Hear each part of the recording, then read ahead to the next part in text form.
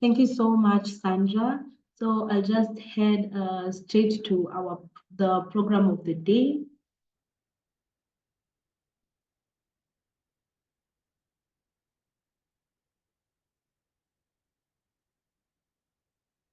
So we'll first start with we've already had the prayer and introduction. We'll go straight to the overview of Moby Girls, which will be done by my assistant Claire. And we'll have our speakers introduction. We'll let the speakers introduce themselves. Then we'll have a small icebreaker, that is the social media trivia game questions. Then we'll head to our first set of questions, which will be answered by our speakers, and then we'll have a Q&A session, and then we'll have a small game break. Then we go back to our second set of questions, and which will be followed by Q&A again. Then we'll have a vote of thanks, which will be done by the Moby Girls Committee. So now we are going to hear from Claire as she tells us the overview of Moby Girls, which is hosting today's webinar. Yeah. Go ahead, Claire. Okay, thank you very much, Joy. Thank you so much for the introduction. Glad to be here on the World Social Media Day webinar organized by Moby Girls.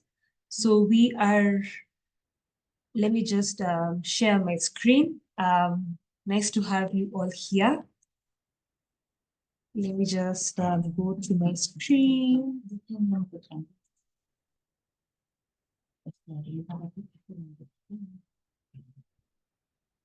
Okay, so let me just, have it on slideshow.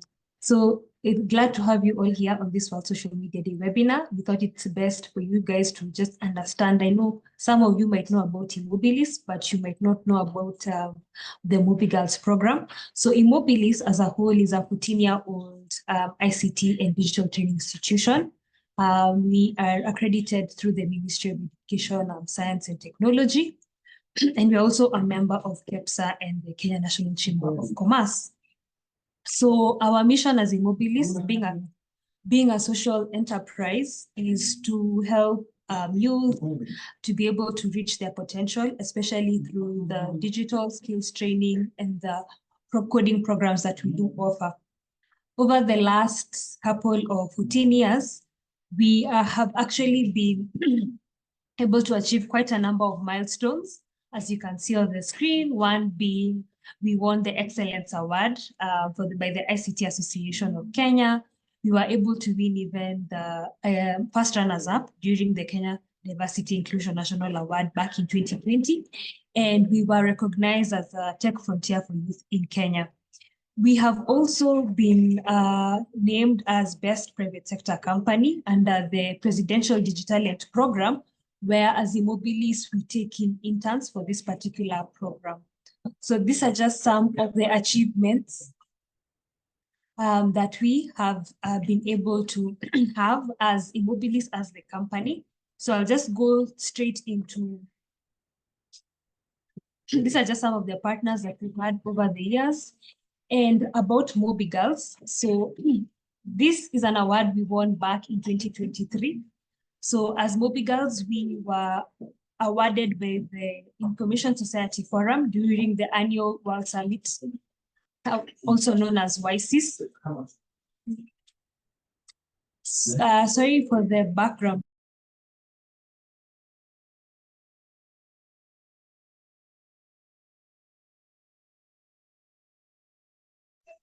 Sorry for that. So as I was saying, as Moby Girls, we are proud to have won this award back in 2023. And this was alongside 900 other organizations. Moby Girls were emerged the winners under the category of enabling environment.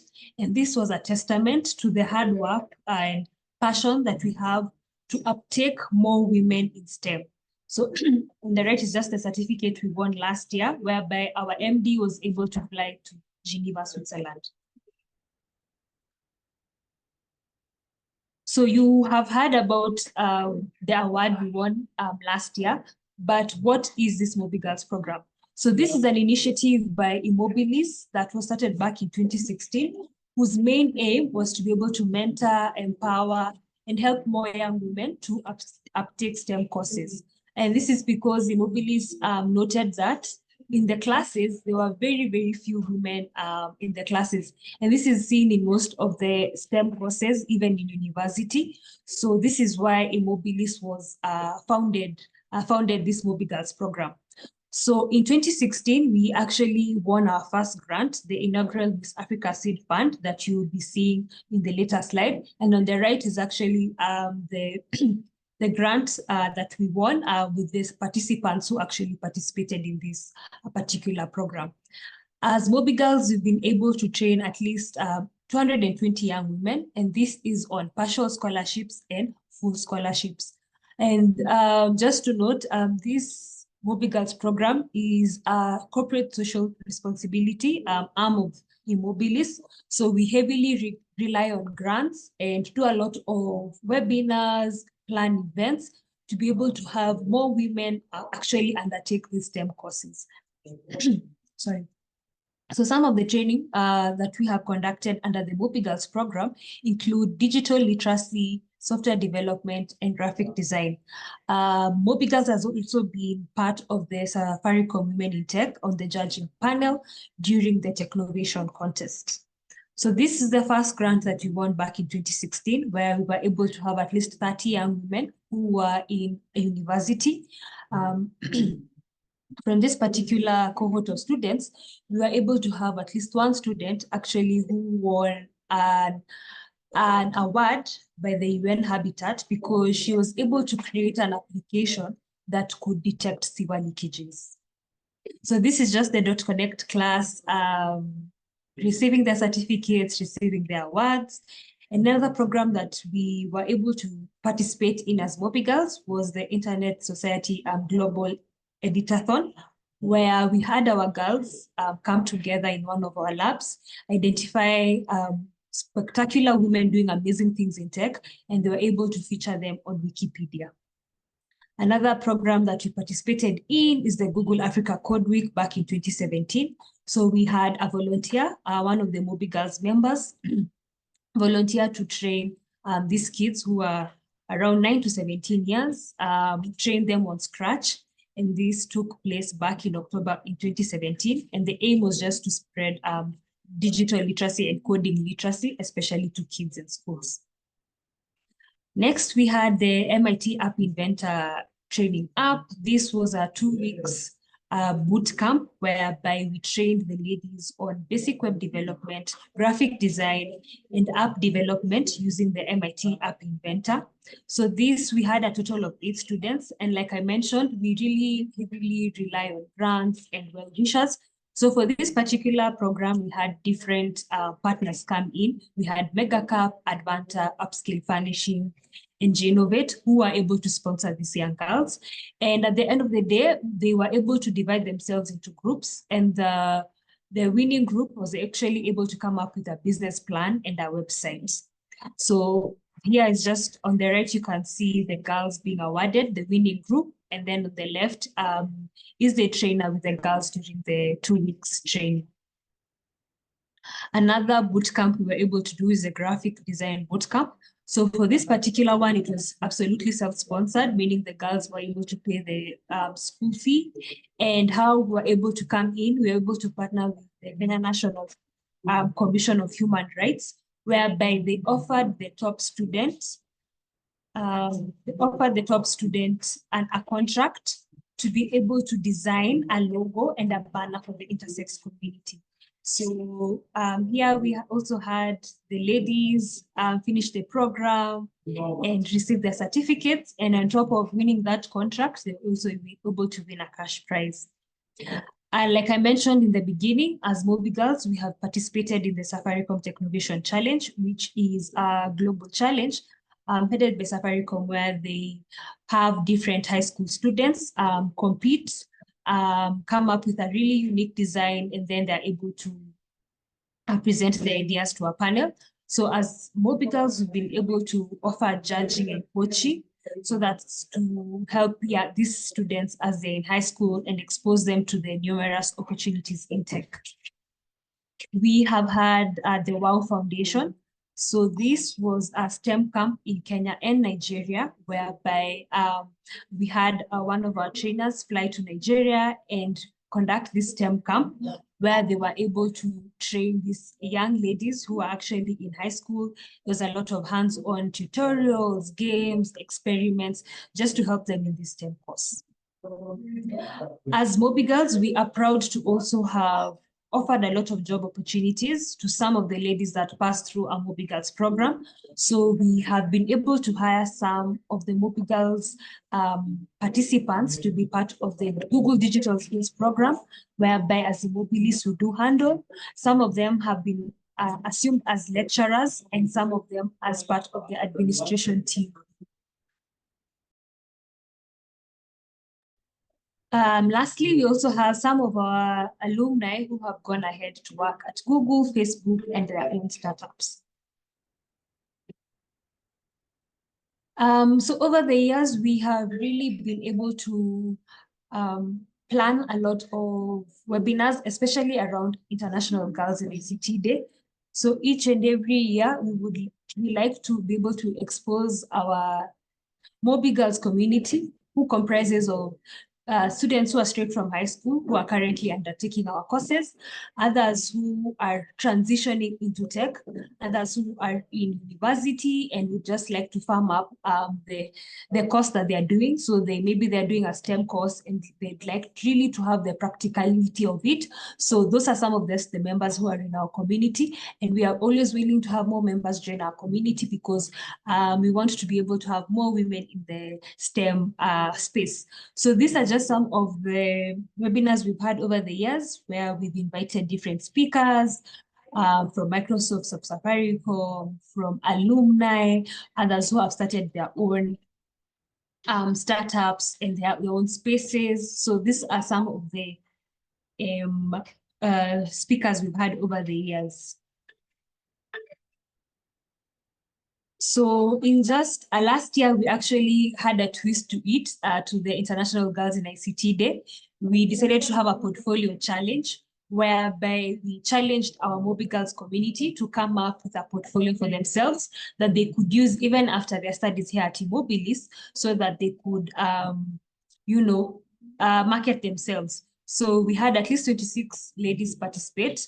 5 ladies were able to present their ideas during this particular International Girls in ICT Day. And as you can see on the screen, we had 3 top winners.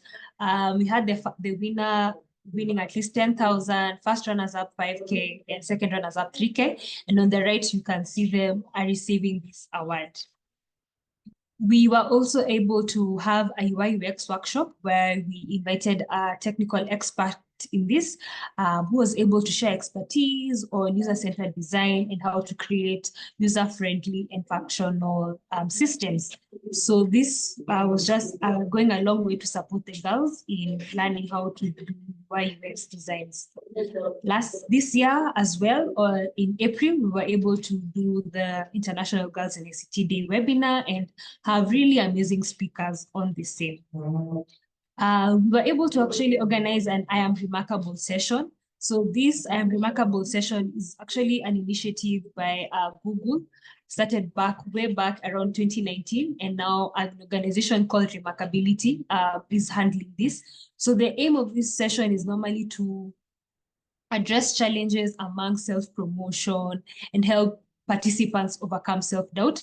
So it's not only for women, but it's for anyone who feels they are a minority in a particular work environment, social environment, etc. So these are some of the activities that we organize for the girls, and also try to be very inclusive. Like, for example, this webinar is open to both men and women so that they can be able to learn about social media. So these are just some of the events that we've held over the years, and also an e-meet and greet where we were able to invite our alumni to speak to the current Mobi Girls community. This one, we did that as well. Some have been virtual and others have been physical. So we've also had a social media day quick chat where we were able to invite different community managers and digital skills trainers to speak about social media, and especially to empower more women. We were able to have a physical event just last year where we were able to invite technical recruiters. So these technical recruiters were able to help our Mobi Girls community to how would they, prepare for an interview. So for most of them, you would find that they're straight from high school and going into university. So they don't get to understand, so once I finish my university, how do I actually prepare for a technical interview, especially being that they have undertaken a STEM course. So we were able to invite technical recruiters from different organizations to speak to the ladies. We were also able to, in this particular day, introduce our mentorship program, where we have our alumni volunteer their time to actually help more ladies to in the specific area of STEM. So for example, you are security, you've just started out and you would like some hand holding. So we have mentors in our space who are able to hand hold our mentees. We'll be talking more about this later on. So this is something that we also did this year, where we're able to partner with Tech Sisters Kenya, which is a non-profit organization. We're able to sponsor at least 2 girls, the Mobi Girls community and committee, to attend this. They were holding a code series challenge. So we participated in the software development edition, where these ladies were able to come together, sit down in groups.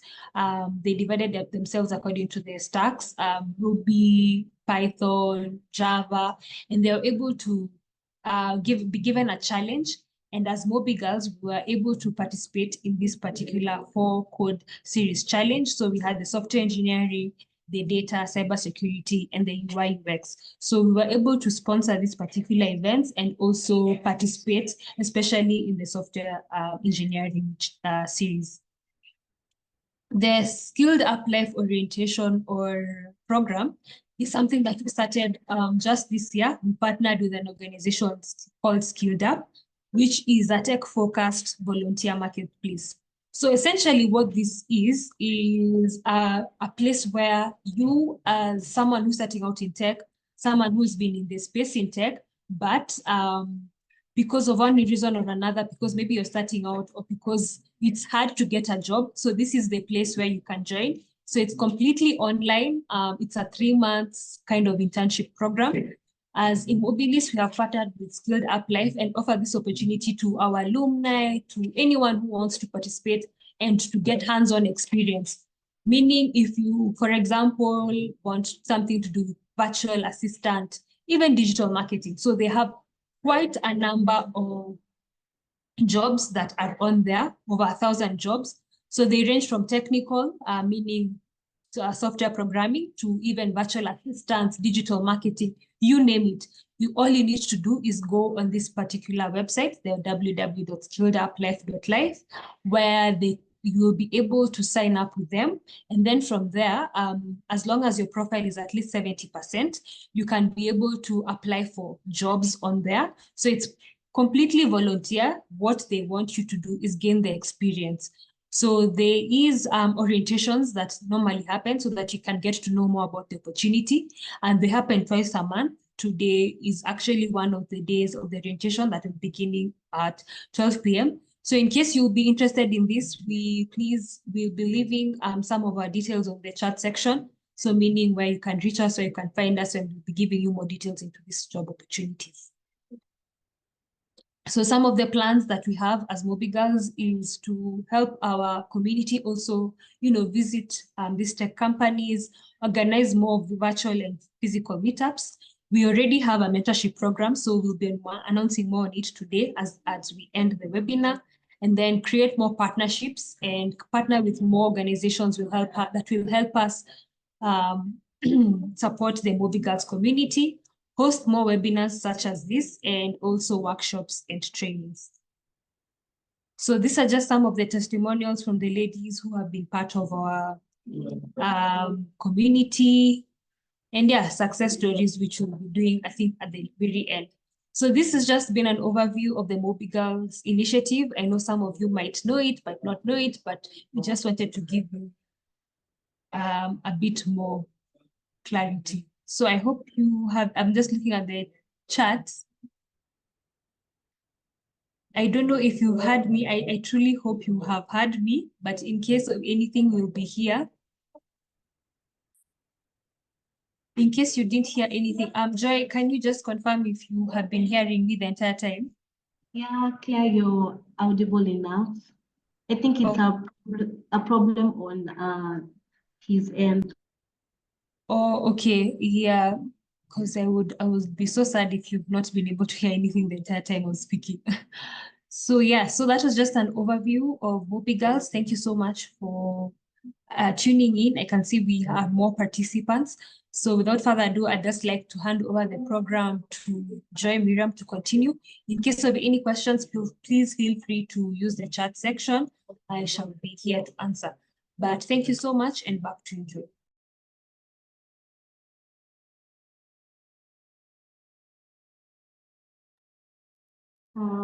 Thank you so much, Claire. So we'll proceed with the next step.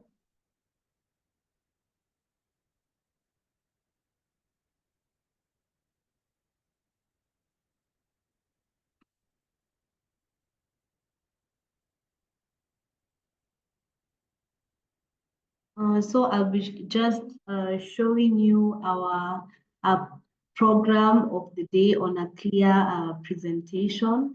Thank you so much, Claire, for the overview of the Mobi Girls. That is our program, which I had just read. We have a set of rules. You make sure you're using your official names when you're joining the webinar. Keep your microphone muted unless you want to ask a question. And before you ask a question, you can maybe raise your hand so that you can be selected. Utilize the chat feature to ask any questions or any complaints that you may have.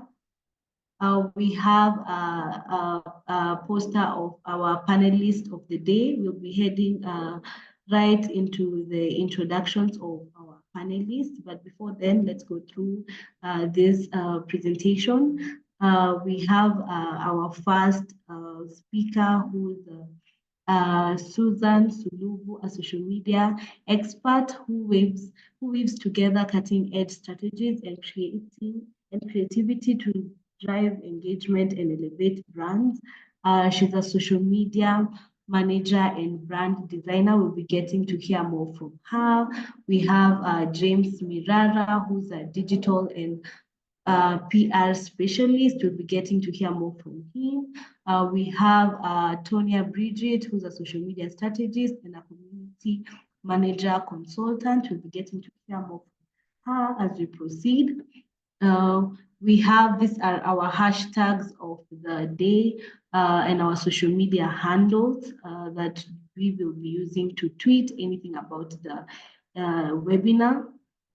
We also have a Q&A section after each and every set of questions. We'll also be sharing more about the Mobi Girls Mentorship Program at the end of the webinar, as Claire has stated. And that is all. So we'll head on to our speakers.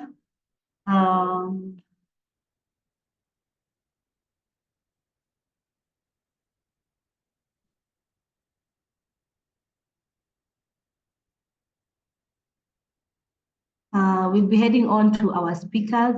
Ms. Susan Sulubu, please could you kindly introduce yourself to our audience of today?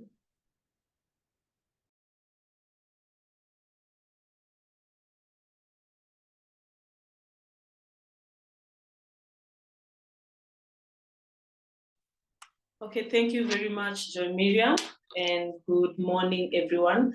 My name is Susan Sulubu. I'm a digital marketer specializing in social media management and brand design. And yeah, thank you to have me. Thanks. We'll be heading to James Mirara. Please introduce yourself to our audience. Good morning. I hope everyone can hear me. My name is James Mirara. I'm a digital stroke PR specialist in communication for over 7 years, which I've been crafting and generating content for various organizations. I'm glad to be here. I'm looking forward to exchanging knowledge and advancing my own skills and knowledge through you guys. Thank you.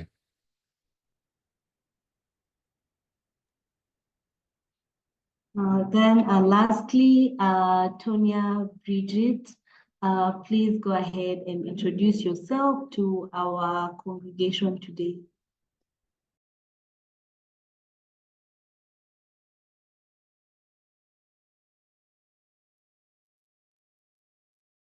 Thank you so much, Miriam. Hi, everyone. My name is Tonya Bridget. I am a social media strategist and a community manager, and I've been doing it for the last 6 years. And yeah, I look forward to this interaction and learning more from each other and also sharing the expertise that I bring to the table. Thank you.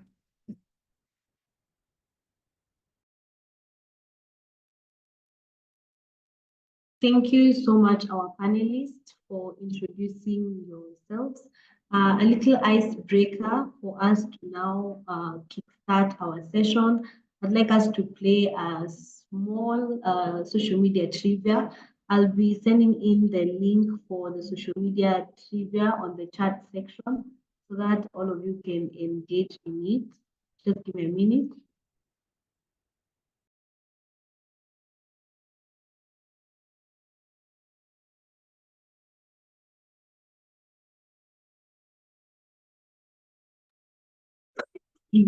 I hope all of you can see it.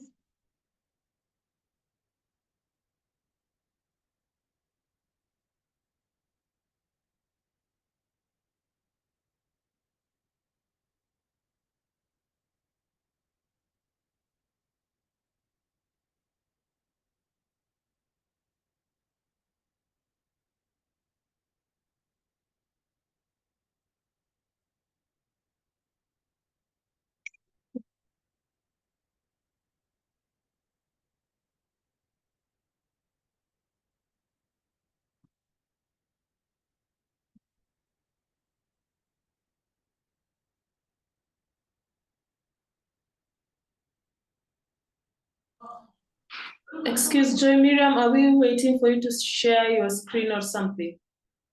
No, I have sent a link to a game. I want us to have a little icebreaker before we proceed to the next step. I have shared the link to the game. So please, if you could, it's on the chat section. Joy, I think, yeah, is it that one that I've just placed?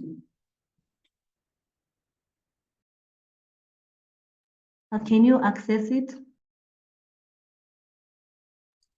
Yes, we can. It's a Slido link.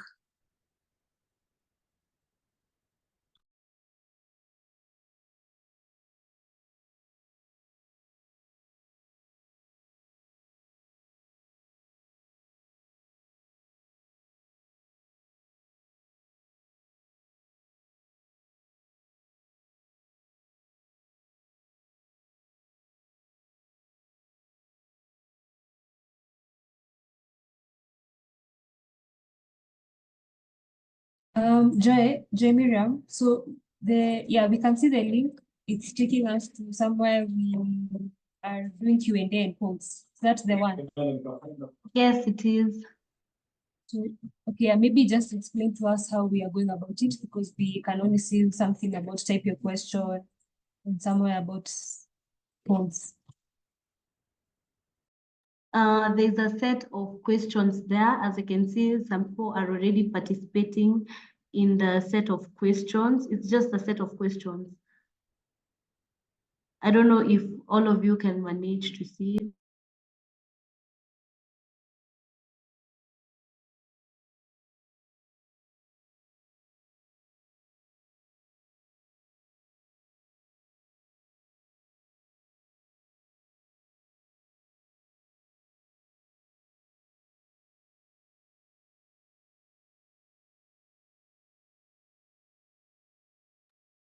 Hi, Joy. Hello.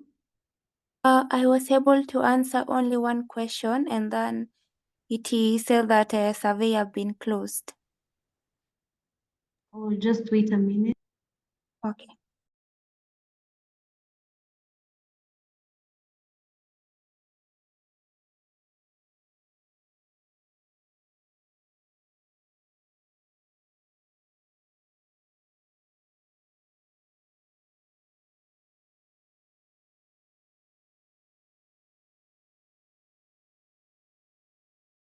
Are you able to answer the rest now?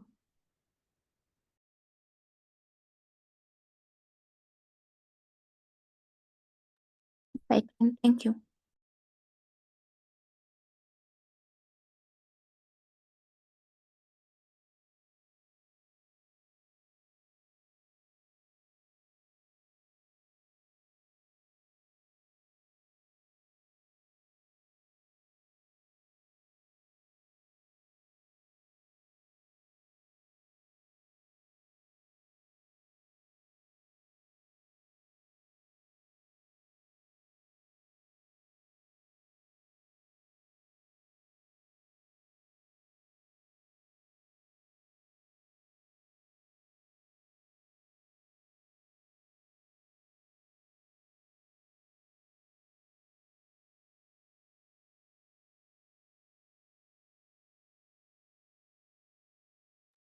Hello, everyone. I hope you're able to participate in the social media trivia questions.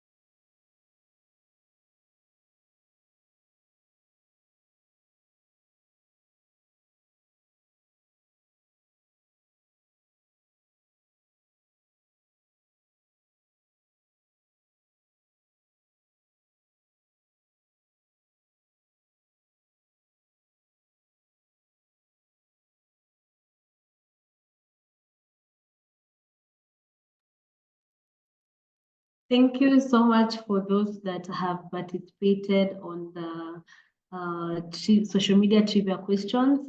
Our winners of the social media trivia questions are James Mirara and Zainab. As we proceed, we're going to start I'll just give you a brief overview of the World Social Media Day, and then we head straight to our set of questions for the day. So the World Social Media Day was launched by Mashable on June 30th, 2010, but we chose to celebrate it today since, it's a working day, and it was born as a way to recognize social media's impact on the global communication and to bring the world together to celebrate it. Everyone uses social media every day, and it shows how we connect with people all over the world in a simple and fastest way. So the World Social Media was launched by a founder called Mashable, and our theme for today will be maximize your online impact by leveraging social media for career advancement and professional recognition. So for today's webinar, we'll be doing things a little bit different. I'll be reading out a set of questions. For this first set of questions section, I'll be reading out 6 questions. Oh, pardon, I'll be reading out 8 questions, and then we'll have the rest of the questions after our Q&A session. So I'll be reading out a question and then speaking on to our panelists to help us expound the questions more. And our first question of the day is, what are the most effective ways to establish a professional online presence, and how do you recommend maintaining a consistent online brand? By this, I mean, how can I, as a person, maybe I want to start a business, how do I maintain my online visibility and make it as professional as possible for people to want to maybe engage with my brand? How do I stay consistent in maybe advertising my brand as a person, and also my brand? Maybe I'm selling things. How do I maintain my social media presence and make it professional? So I'll be selecting James Mirara. You can start us off.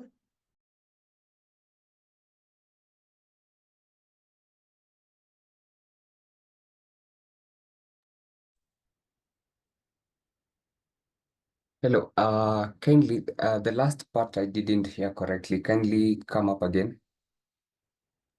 Okay.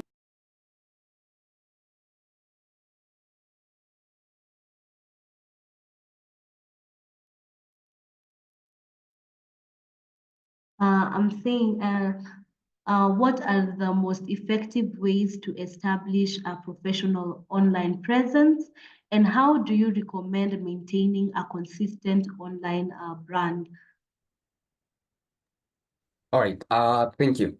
I think by having a most effective way to establish a professional online presence and how to like recommend and maintain a consistent online brand. The basic I say is be authentic, be yourself, be the person who you believe you are.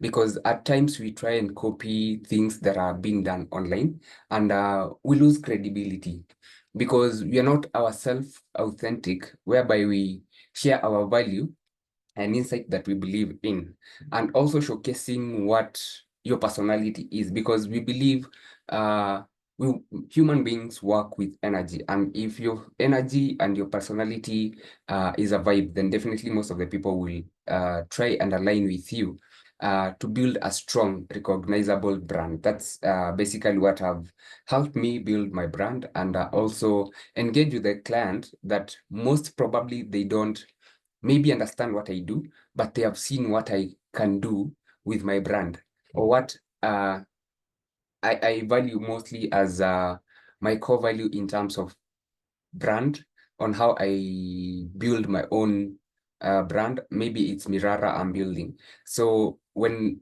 I'm building Mirara for PR, so definitely I have to be authentic to the PR world, and also getting to stay up on top of the news of anything that's happening in the PR world. Because at times you find we just follow the mere naysayers online, not understanding where they're coming from. In this era, we have encountered most of the news, even if you check the credibility, some of them, even as now we're having the reject finance bill and the demos and stuff, you'll find most of the people are sharing information that is not credible, it's not factual. So being authentic and sharing the insight that showcase your personality to build your brand, it also helps to push a message that you believe in, a mission and a vision that you can uphold on. That's what I would say for now. Thank you. Thank you so much, James Mirara. As all of you had, be as authentic as possible. The next question, I'll be sending it to Tonya. Sorry, excuse Joy, maybe to add on something from what Mirara has just said. Also, I think, defining your brand core values is very important, and also having a unique selling point. If, for instance, you are the brand, like, what really makes you stand out? What will I see if it's Joy, and know, like, yeah, for real, that's her. Identify Joy with a specific thing, and also be able to know what she talks about. If it's personal brand building, I know for sure, like, that is what she stands for. So I think having those two are very key, defining your brand core values and also knowing your unique selling point.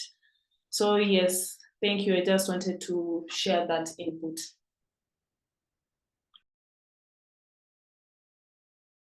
Thank you so much, Susan, for your additional input. As you've all had, also be defining your brand. Thank you so much, Susan. So I'll be sending the next question to Tonya Bridget.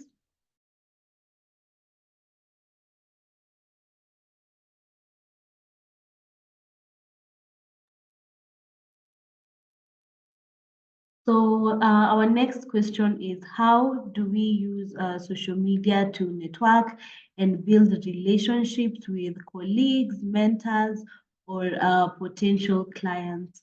What are the right, maybe if I can expound more, what are the right people to follow or online? Yeah, go ahead, Ms. Tonya Bridget. Thank you so much, Miriam, for that. So as I answer this, probably I can add a few insights from the previous question. You need to identify the right platforms. And by identifying the right platforms, I mean the platforms where your audience is active. And when you identify that, then when it comes to building the networks, it all depends with the platform that you're in.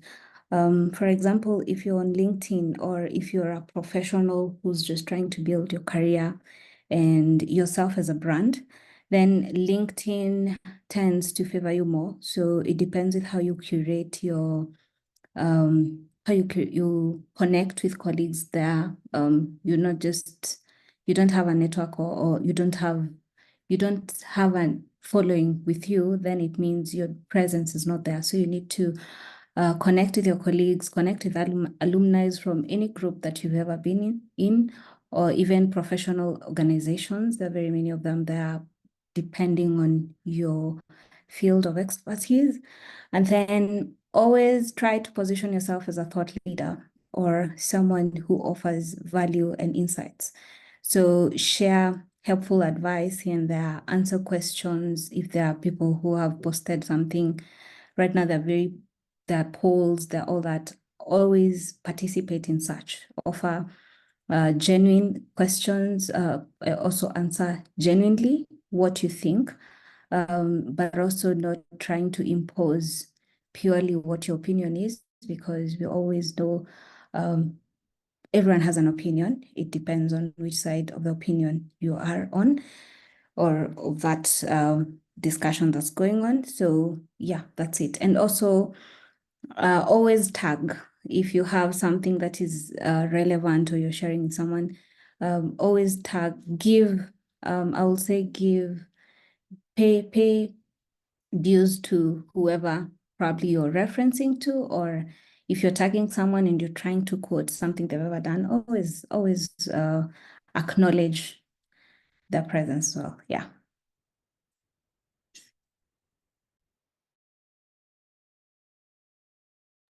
Back to you, Thank you. Mary. Thank you so much, Ms. Tonya. Maybe anyone else with an additional point?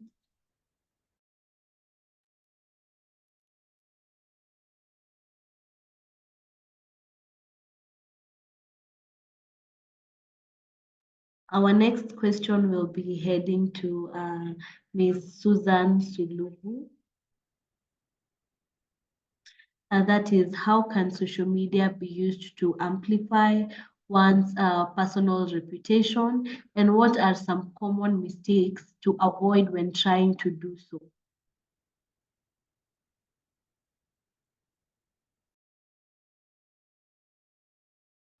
Okay, thank you very much, Joy Miriam. I think for one to amplify their professional reputation on LinkedIn, you need first to showcase your expertise. And one can do this, let's say, for instance, sharing your knowledge through maybe articles, normal posts. On this, I'm talking about mostly LinkedIn. It's one of the most professional platforms, the leading one. You can do maybe attend webinars or do webinars like this one. Also, it's a good one. One can also do that through testimonials and case studies. You can share testimonials from maybe your clients or from people you've interacted with. You can also get recommendation from your clients, and that will also be able to amplify your professional presence online. You can also engage with people in your industries, the industry that you're in, that's like thought leaders that you know. For instance, you can engage, for me in my industry, I can see we're in the same industry with Tonya and also Mirara. We can engage together and also be able to amplify each other in whatever they do, in whatever we do in our profession. Also, we are brands. Each and every single person in their profession, they are brands. Some people usually say, I work in an office, social media is not for me, but for sure that one is not really true. All of us in our profession, whether you are a front desk person, whether you are a HR person, whichever industry you are a brand on your own, and you need to start building your brand online. You need to be telling people what you do. You need to be also continuing branding yourself. Opportunities are outside there. Also, you'll get to engage, you can network with people, who knows. Also staying up to date in your industry, knowing the trends that are emerging, any new update that has come up in the industry that you're in, that will help you, one, continue learning, and also continue understanding your industry. So there are some few common mistakes that we can avoid. For instance, inconsistency. You can find someone who has created a social media platform and they're a profession, and they're just there. They created and left it there, maybe created in 2021, and you've never posted, or you posted once or twice, and that's it. So inconsistency can make you appear unreliable. So we need to be consistent. Also, oversharing personal content. Yeah, unless you are the brand yourself, for instance, like influencers, we are always in their personal life. We need to understand that space of their life. But unless you're not a brand, try and separate the two, your personal life and what you do, make them separate. Don't overshare, because oversharing personal content can dilute your professional image. Also, ignoring negative feedback. Usually, sometimes as a profession, you might encounter a one or two. For instance, for us who manages social media accounts for brands, you can find maybe a comment about the product or the service. Maybe someone didn't have a good experience with it. Then you ignore it. If you're a community manager, you're like, oh, this is not important. So not addressing negative comments or feedbacks can harm a brand's reputation. So it's good to empathize with the person and offer solution, not ignore it. Also, spamming. You can find sometimes you are really over posting, or if you're doing newsletters, you're really sending a lot of them, you can be reported as spam. So you can try and limit what you put out the side there. You can post maybe twice, thrice, or a few times a day or a week, but don't over post. You can be a spam. So I think those were the few insights that I had. Thank you, and back to you, Joy Miriam.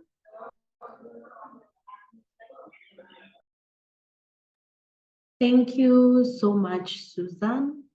We are going to the next questions, and I'll encourage the speakers to turn on their cameras when speaking, please.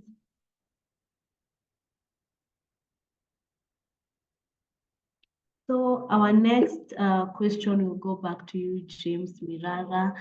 Share any examples of how social media has helped you land a job, secure a client, or advance in your career.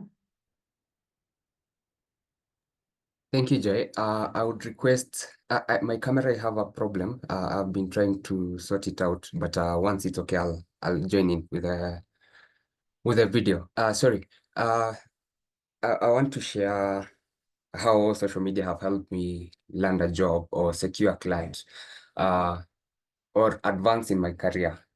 I think this question have come the right time. I have utilized social media and connected with a lot of people from different industries. I would say my LinkedIn is full of techies and developers. So having them around on LinkedIn have helped me now transit to project management and also data engineering in terms of career advancement, and also have a collaboration on working with them in particular projects.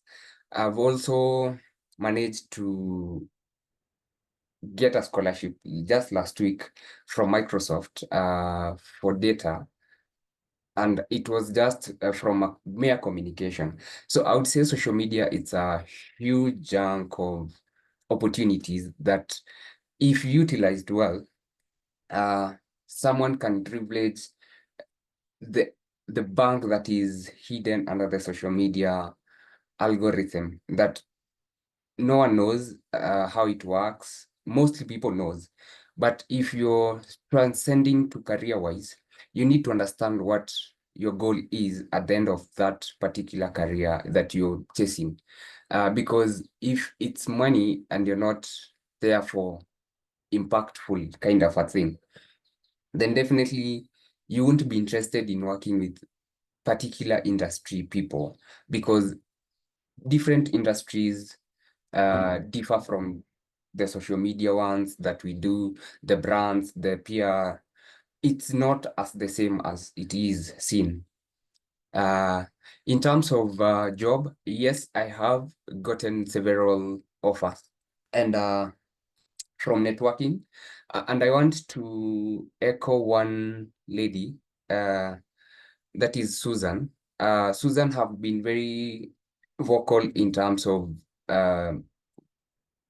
socials, and also Tonya in terms of community management and stuff. I've been following them. I know they might not know, but I like going deeper and also understanding why is this particular thing done this way. You can't learn by yourself. You learn by the people who share insights each and every day. There is one particular person in LinkedIn, Eglin, I think. She shares every Monday of the highlights that have been happening on social media. I think that's what have been happening in my life in terms of jobs, getting jobs or a client. It's barely on terms of sharing what I have and what I believe as part of brand building, and also pushing on a strong online presence. Because as Susan has said, if you go silent and forget to, you have a brand to push, definitely that won't work for you. You cannot open a page and then say, I'm on social media, and you're not branding yourself, you're not pushing anything. So you're there to read people's articles, you're there to motivate people with likes, with no comments, because most of the people who open and leave it at that, they do share only likes. And if they like, most of the people don't read what you've written as an article or blog or even newsletter. I find it better when you put captions that entice me to read an entire article, because in there you'll find people commenting, and that's how you network with them. You will find employers there, you will find recruiters there, you will find HRs there, and that's how most of my engagement online has been. You'll find me commenting on an industry that I'm not in, but I'm understanding what they're doing. Or I want to ask a question and learn about it. That's how I've been able to network with the people around online platforms, that is LinkedIn, and most precisely Twitter, and also writing like blogs, website and stuff, because you'll find most of the people, they don't mostly go to click that link for nothing. They go to click that link because whatever you've written as the captions might interest someone. Thank you.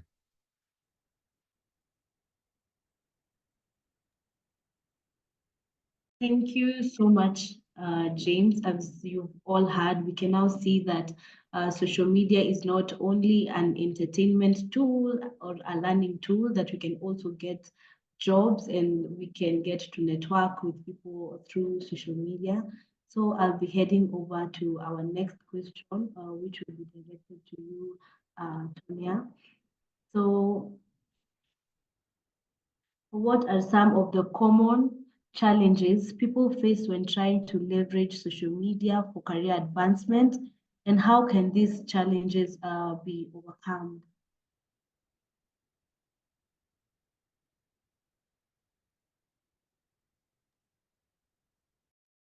Thank you, Miriam. So when it comes to social media, I think most of us, usually the first thought we have is Instagram and TikTok, and most probably those two platforms can really be overwhelming, to be very honest. Even as a social media manager, they do get overwhelming as well on my end. So one is already you have identified where your brand should be, whether the platform that you want your brand to be. And after that, then you have to factor in the time commitment. And time commitment is one of the challenges for sure that we get when it comes to how you're going to leverage social media. Because there's a very thin line on whether you end up becoming a content creator or you yourself, you're trying to build your brand. So when it comes to time commitment as a challenge, one of the best ways you can do is create content in bulk, or create whatever you want to create in bulk. Dedicate 2, 3, 4 days to do whatever you want to do, whether you are probably, or you're maybe someone who wants to be a brand, a coach, that you coach people on a particular topic, then have the topics created somewhere, or you are a brand that sells, let's go even the business way. Probably you're into business and you really want to be posting a lot on your socials with your products, then set a day where you take photos of all the products and then you use scheduling app. We do have quite a number of scheduling platforms that you can use to help you post your content out there on time, the time that you want. You get to pick the times. And then probably it's also staying motivated. And for you to, in order to stay motivated, because that's a very big challenge, where you will start with the oomph, it will always be there when you're beginning. But then with time, when you life catches up, things come up, you really get demotivated. I think for that is you need to set realistic goals and also celebrate your small achievements. Don't try and bite everything with a big chunk. Just setting small goals. Just say, even if you say, I'm starting off and this business, the goal is I've just started the platform, and if I just get to 100 followers, that will be it. That's a very small goal. So when you get to 100 followers, you'll be able to celebrate. You will not feel overwhelmed and all that. But if you set a goal like you want by end of the month to get to 1,000 followers, and probably you are just starting off and then it doesn't happen, then you really get demotivated. So it's advisable to set small steps and just take them as you advance, or as yourself, as you also learn the platform that you're using. That way you'll be able to expand. Yeah, that's it.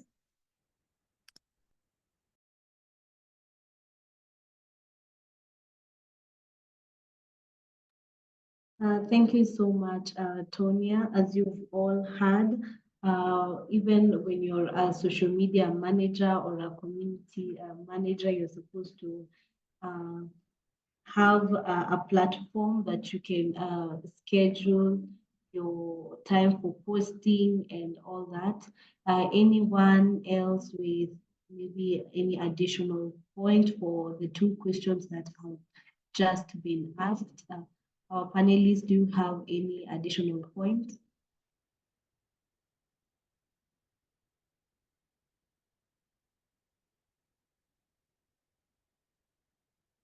If there's none, I'll just proceed to the next question, which will be going to Susan.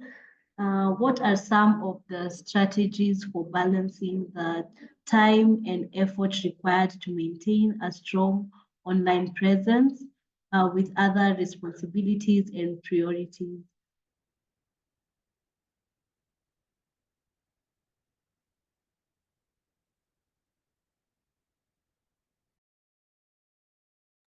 Sorry, thank you, Joy.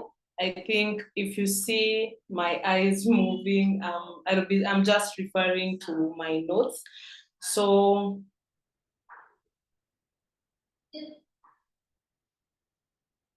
I don't know, my question was question 6. Joy. Yes. Okay, so thank you. So balancing social media with other responsibilities, it can be challenging, but also it's achievable. So one, you can at least use automation tools. You can use tools. There are quite many outside there. But personally, I use Hootsuite, I use Buffer, I use Notion, I use Latta, and also there are very many outside there. So when you use this, it can be able to at least get your content outside there on time by scheduling and doing all that. Then you can also batch content creation, meaning you can create content in bulk, creating them many. For a start, you can start maybe by creating them weekly. You can start maybe, for professionals, some of us, we can do up to a month or 3 months, depending with what exactly we want to create or achieve at the end of the time. So you can do that. You can create a week and use those automation tools to schedule your content to go up on time. But at least try and avoid, for instance, if you're in couple social media platforms, try and avoid sending your content the same time. Meaning if for Susan, I'm on LinkedIn, I'm on Twitter, and maybe on Instagram or Facebook, then I post, let's say at 8 a.m. So I will not post on Facebook at 8, LinkedIn at 8, Twitter at 8, and any other platform at the same time. That way you usually overwhelm your audience with content. For instance, if they are really following you, most probably they're following you on a couple of platforms. So try and give your content spaces. So if you scheduled for LinkedIn at 8, you can also try and schedule maybe after an hour or 30 minutes to other platforms.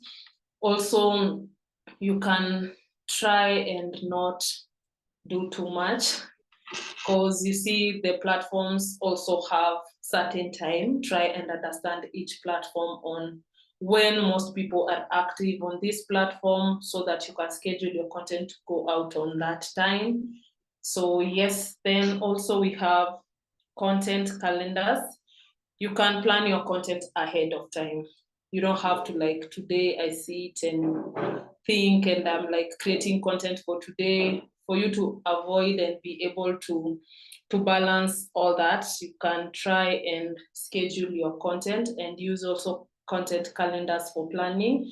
You can also, if you're working with a team, you can try and delegate some tasks.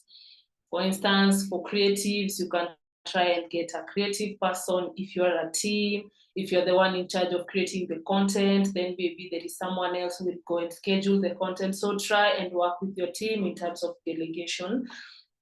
Also, prioritizing platforms. You can focus on platforms that offer most value to your goals rather than trying to be on all platforms. I think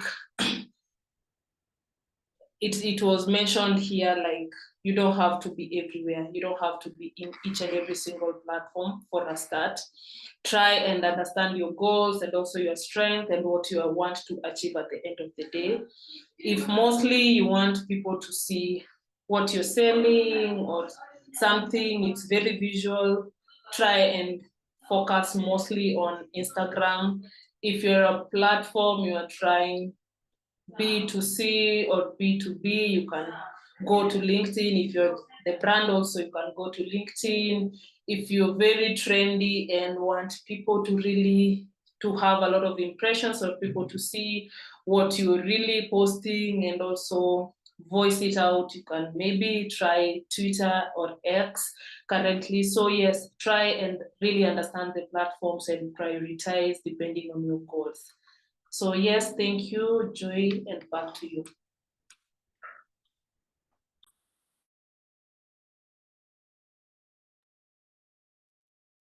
Thank you so much, Susan. As you all had, you're supposed to identify a social media handle or a social media platform that your audiences are, so that you can make your content most engaging and avoid being everywhere. I will head on to our next questions, and also let's head on to our next question, which will go to James Mirara. I'll just read it out. How can social media profiles be optimized for search engines? And what are some key metrics to track when monitoring online visibility? Thank you, Joy. Before I go to that question, I would like to add on what Susan said. In terms of strategies, we have different apps that take different strategies, and not all of them works the same. Thank you, Susan. You've explained it very well. To add on that, I would say regularly reassess the strategies and adjust according to your to your evolving priorities and commitment of the audience, that because audience drives the brand life. The reason I use life, it's in quote, because if you tend to change it yourself at times, the business or the brand doesn't peak as much as you would have wanted.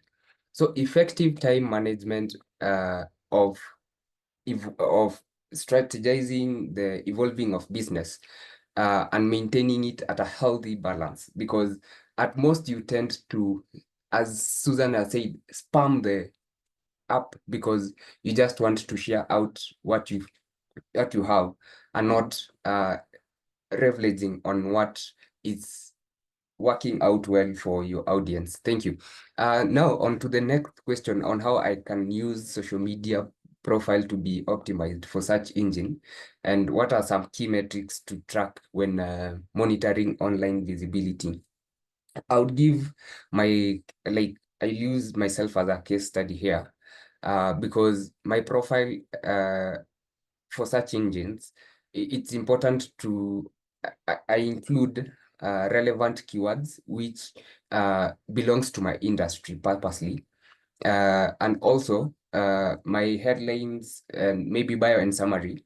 I'll have to align it to the person who I intend to give me jobs, because that's the whole intention of the highlight. It's like I tend to take highlight as they called 2-minute pitch. Yeah, the 2-minute pitch elevation at the high headlines, where I'm writing all that I have done, all that I know, all that I can help you with. That helps me not to put so much unnecessary things in my socials. I use high quality image and video when I'm trying to communicate and create shareable content. I regularly update my profiles with fresh and valuable content, which improves visibility that have worked for me. When I monitor online visibility, the key metrics that I use are Google Analytics, the mostly Meta, and also others that help me to the tools that are like Hotsuits and others. But when it comes to other key metrics, it includes mostly of the engagement, the follower growth, the CTRs, which helps me manage my audience, because I will know what the kind of content that they are resonating with it well. It will tell me the demographics of where my following is coming from, match number coming from, and also the locations, because we'll find at times, I've seen a LinkedIn of a person I've worked with where we are trying to monetize it. Most of his people are not even Kenyans. He's a Kenyan.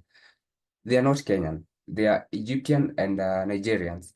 So you see, if you curate a content that it's not Kenyan, then it's Kenyan, then definitely you're putting them away. So those are the things that have helped me optimize and also stay abreast with most of the happening that I've enjoyed in terms of social media profile and performing, and also being visible out there. Thank you.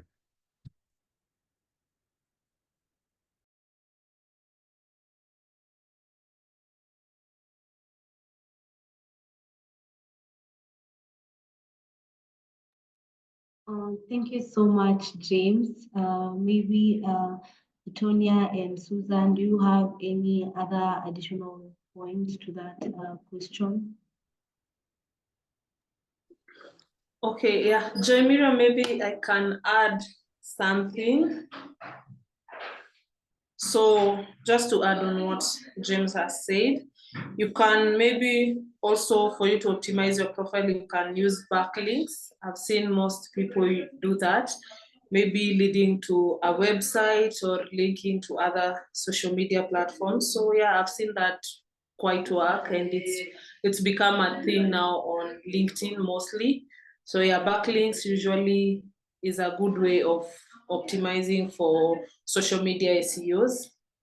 So yes, thank you, Joy. Just wanted to add that.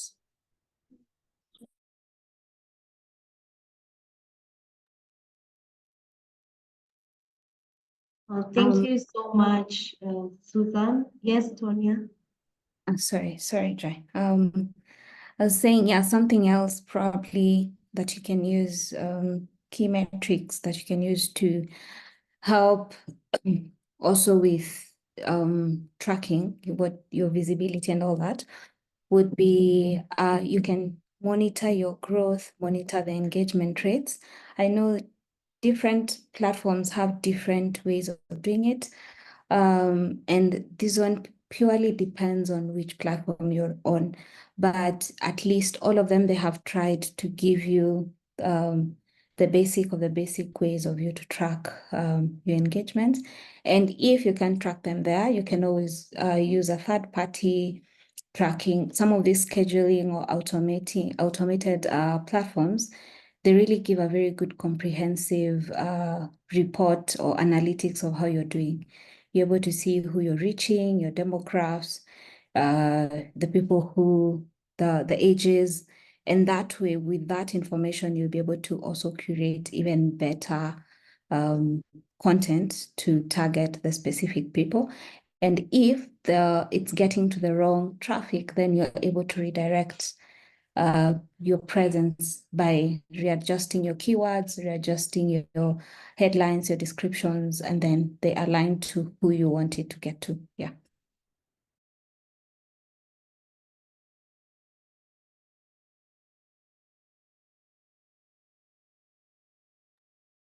Thank you so much, our panelists, for the additional points. I'll head over to the next question for the first set of questions. I think the first set of questions section is coming to an end. So share, this question is heading over to Tonya. Share some tips for creating a compelling elevator pitch that summarizes one's professional brand and value propositions.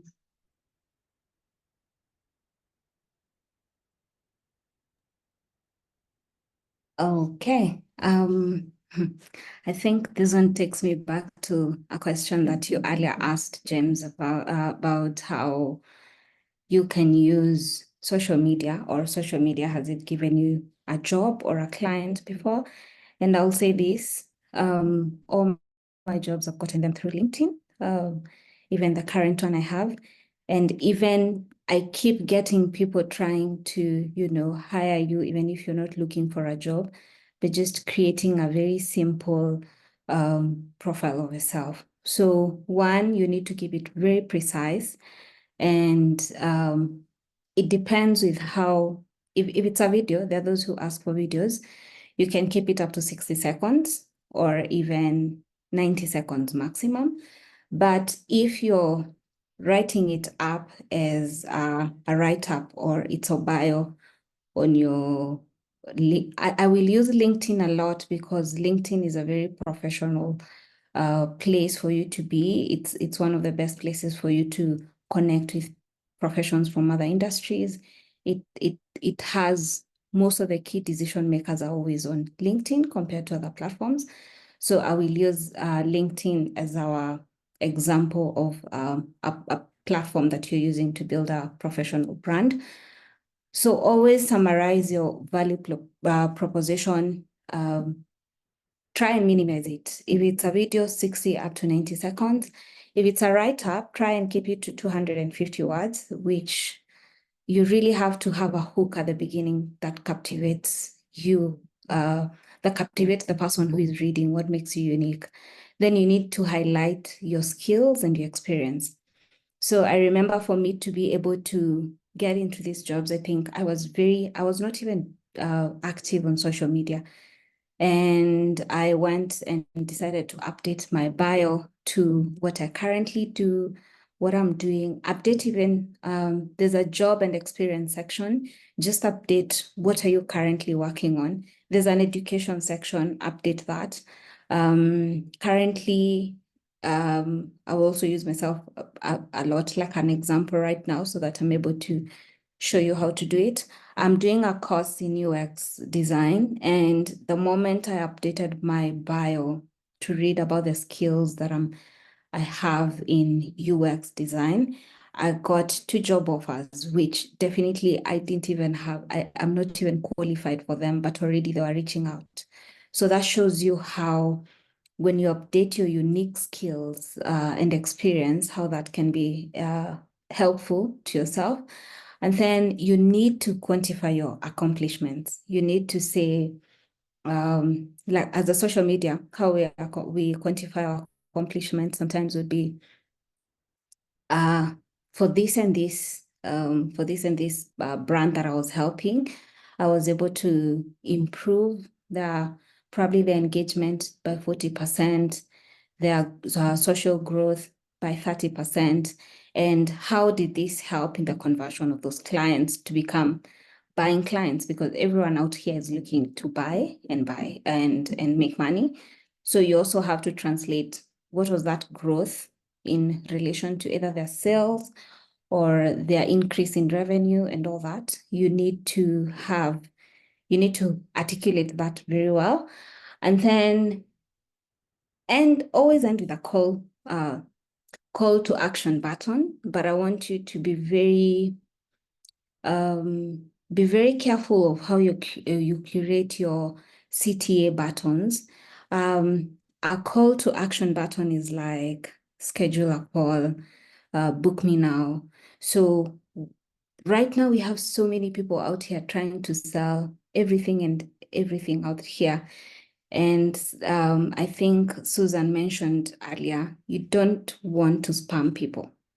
So in that call to action button, make it, we call it, I'm trying to look at the word, they're called low pressure CTAs. It's not really aggressive on book right now. You can even say request for services or request if you're into services or something, or you can request for a call. That way, when someone is booking or they're calling, it's the decision is from, it's convicted from within them and not you trying to coerce them to book right now, So when it comes to CTAs, just make them low pressure, but at the same time, they're clearly communicating what you want the person to do. Yeah. Thank you. Back to you, Mayor.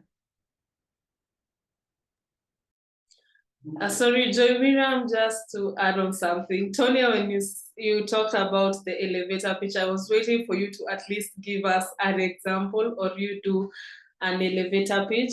But yeah, that's really insightful. And just to add on something small, maybe you've told us about the wording. Oh, I had forgotten we're supposed. Okay, you had told us about, I think we keep it to at least 250 characters. Yeah, my question now, I have a question to you. What about in terms of now speech? Because for instance, recently I think I came across a it's a TikTok video whereby a guy goes around and asks people in the streets, it's like, do your elevator pitch in 60 seconds for you to win, maybe for someone to invest. And the guy is really investing in the business, in your business. So you only have 60 seconds for you to do your elevator pitch. You can be given that. So at least I think it's also good to try and do, if you're verbalizing it, try and put it up to 60 seconds, that is a minute, and make sure you have all the key important things that Tonya has mentioned. And don't forget the CTA. And the CTA doesn't have to be salesy. It doesn't have to be like buy. It doesn't have to be that. If someone really wants to buy within the 60 seconds, they'll be able to know and determine whether they want to services or your products. So yes, thank you very much.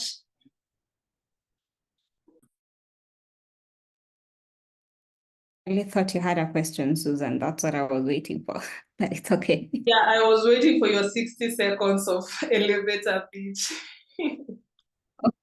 Okay, I hear you. I think the thing was to summarize or share some tips. That's okay. And have one. I can actually curate a very short one and I will share it with Miriam and the team, and then they can just as a sample, not a gospel truth type of pitch, just a sample for you to always curate it best, depending on your field of expertise, the platform that you want to use, and yes. Thank you. Joy, Uh-huh. I'd like to add on what Tonya had said. Yeah, go Uh, ahead. and also Susan, when preparing for your elevator pitch, there are two things I would like to add. One is the preparation of it, and the confidence of communication you have in it. Because in as much as Tony have elaborated it very well, there are people who can't articulate or communicate their brand value, mission, and also the core values of their business. Here, practice speaking confidently and passionately about your profession or brand, and also prepare to adapt your pitch in different audience, because you'll find you're not with the audience that you're used to, and sometimes you have different audience that even don't understand the industry that you are speaking about. So you'd want to leave an impression. So your elevator pitch should be engaging and also memorable in a way. And that's where Susan and Tony have said have to be unique in a way. Lastly, always be authentic and genuine, and be genuine in presenting yourself, because if you go with fear, no one will understand what you're saying. So they will just think you're coming for sympathy or something. So yeah, thank you.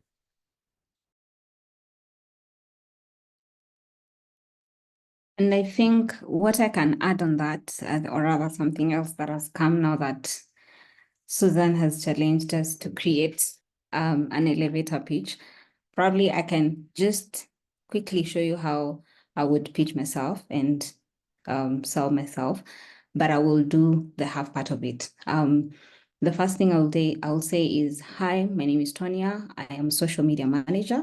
And I'm a social media manager and a strategist for the past 6 years. I have this and this.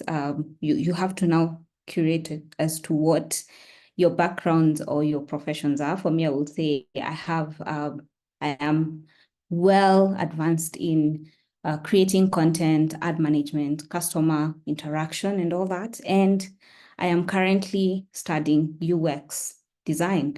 Now, UX design here becomes my value proposition because UX is user experience. So if you add user experience and social media management, then you combine those two, then that becomes your unique value proposition. And then, yeah, you can always highlight what your strengths are. For me, my strengths are graphic design, since I come from a interior design background, and I'm proficient in softwares like Photoshop, Illustrator, Figma, and stuff like that to make content. So this is just me trying to give an example, but I agree with James. You really have to learn what your experience is very well, what you want to sell as your unique value proposition. Yeah.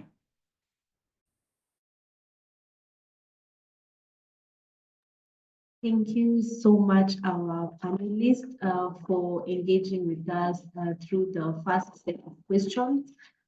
Before we proceed to our Q&A questions, our Q&A section, since after the Q&A section, we'll have a little bit of icebreaker. I'd want all of you to have maybe a piece of paper like this before we head to the icebreaker. So I welcome the floor to anyone who has a question or maybe comments, any addition. Our audience, you can, if you have a question, just unmute and ask. Our panelists are here to answer all your questions.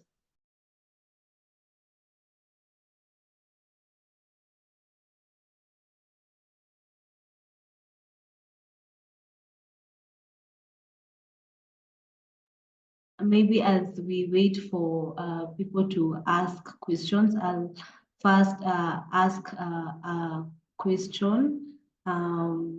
There's this time we were looking for a panelist for a particular tweet chat that we were holding. And, you know, these days, if you want to check someone's profile, you go through or what someone is doing and how they've branded themselves, you go through their social media platform. So there's this one panelist or speaker that we had really marketed himself well, but that time he was facing criticism from the tech space, and people were calling him an imposter. So my question is, how do you differentiate, maybe how do you know if how the person has branded themselves, whether it's true? How do you really know? Okay, maybe I can divert it a little bit. How do you really know if someone has reached to you on LinkedIn? Are they offering a genuine job, or they're just maybe I call it cartooning there in the name of we are offering a job? How do you differentiate a genuine person and someone who's just an imposter?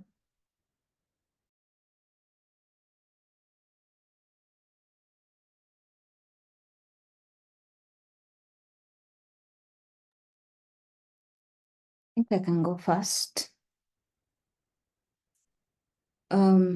There's a rule of thumb when anyone always approaches you on LinkedIn, offering you a job or any social media platform. If they're getting you to buy something fast from them, or to purchase something, or to, you know, enroll this, pay this, that's a scam alert, number one. If you're going to offer me a job, an opportunity or somewhere, I'm not supposed to purchase, even if also you're the client and you're bringing me into your team, there are some things that I'm not supposed to purchase as a person who is coming as a consultant, for example. So that is number one. If they're trying to sell you something and telling you this is the condition in order for you to get this, you have to invest $20 to $200, $2,000 to whatever amount it is, even if it's 100 bob. Just know that's a scam alert, number one. Yeah.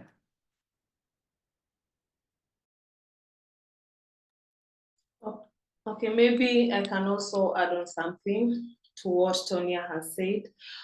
I think for you to spot a scam, sometimes it's very, very hard for you to know if someone has scammed. There are scammers who are very, very, very, very legit in that industry. So I think, like Tonya said, you have to check on the person. You need to verify their profile if they're on social media. You can't be offering me a job and you have, for instance, on LinkedIn, you have like 20 connections and there's no post, you don't have a headline. So I need first to analyze your profile. Then two, you have to research on the company, because if you're offering someone a job, you have to give them like a description of the company and the JD. So you need to first to go also research on the company. Also, you can analyze the communication. I think that is what Tonya talked about. And also you can request more information about the job or the company. Some, if it's legit, they will give you a link to maybe their social media for the company, their website. Sometimes they can even go ahead and giving you the official emails. Because if you're offering me a job and you give me an email, like I send maybe my application to Susan112@gmail or something, that is literally very, very suspicious. So you need to check on the very small key details and also verify the job offer. We also do that, do your background checks if you can. Just don't go ahead and click on some links, because you can go ahead and find some phishing links, which is very risky on social media. So before doing anything, just do your own background checks. And also trust your instincts. If it's telling you like, wow, apana, this one doesn't look legit, so just drop it. But yeah, you can just try and do some of those things. Then you can be safe outside there, and you can also be able to get quality jobs and apply for real jobs. So yeah, thank you. I think most of what has been said by Susan and my sister Tonia, sorry, it's the same of what I had of identifying the scammer. There are very many red flags which I've encountered myself, mostly such as personal information being asked. That is the first bit they ask most of the time. Or sometimes you'll find they're using fake or profile that are not associated with the initial business in terms of organizations. They patch URLs that are very peculiar in a way if you go into looking on it also. And they may try to create a sense of urgency and fear in terms of to manipulate their targets. So they tell you it's urgent. And you are very, if they need you to send the contract, they will tell you, we have until maybe 12, so that our HR can finalize on anything. And you tend to ask yourself, isn't HR in the office until 4 or something if you're working 8 to 5? So you'll find yourself asking questions, and you'll see those red flags that Susan, Tony, and myself have said. So check out and look for credibility information. Also, fact check your things if you're going to do. Mostly now that there are emails that are phishing, or rather they are doing scamming people in terms of lottery, in terms of business, in terms of business employment, and also organization. And mostly they are hiding in NGOs and also corporate organizations. I've seen one happened last month in Uganda, whereby they had patched a website on top of MTN, but it was notified because once you go and apply, they had not indicated which email will come out. So all the spam email were going to MTN. So you'll find at times they're not careful when doing these things, and eventually they are giving themselves out. So be vigilant, and also fact check your emails and also website that you're applying, or rather associating with them. Thank you.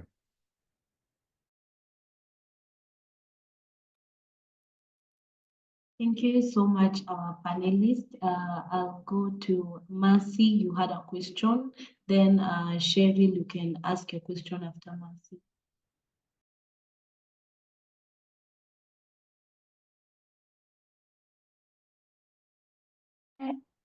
Hi, Joy. So my question is, how can I get some jobs through LinkedIn? If you can help me.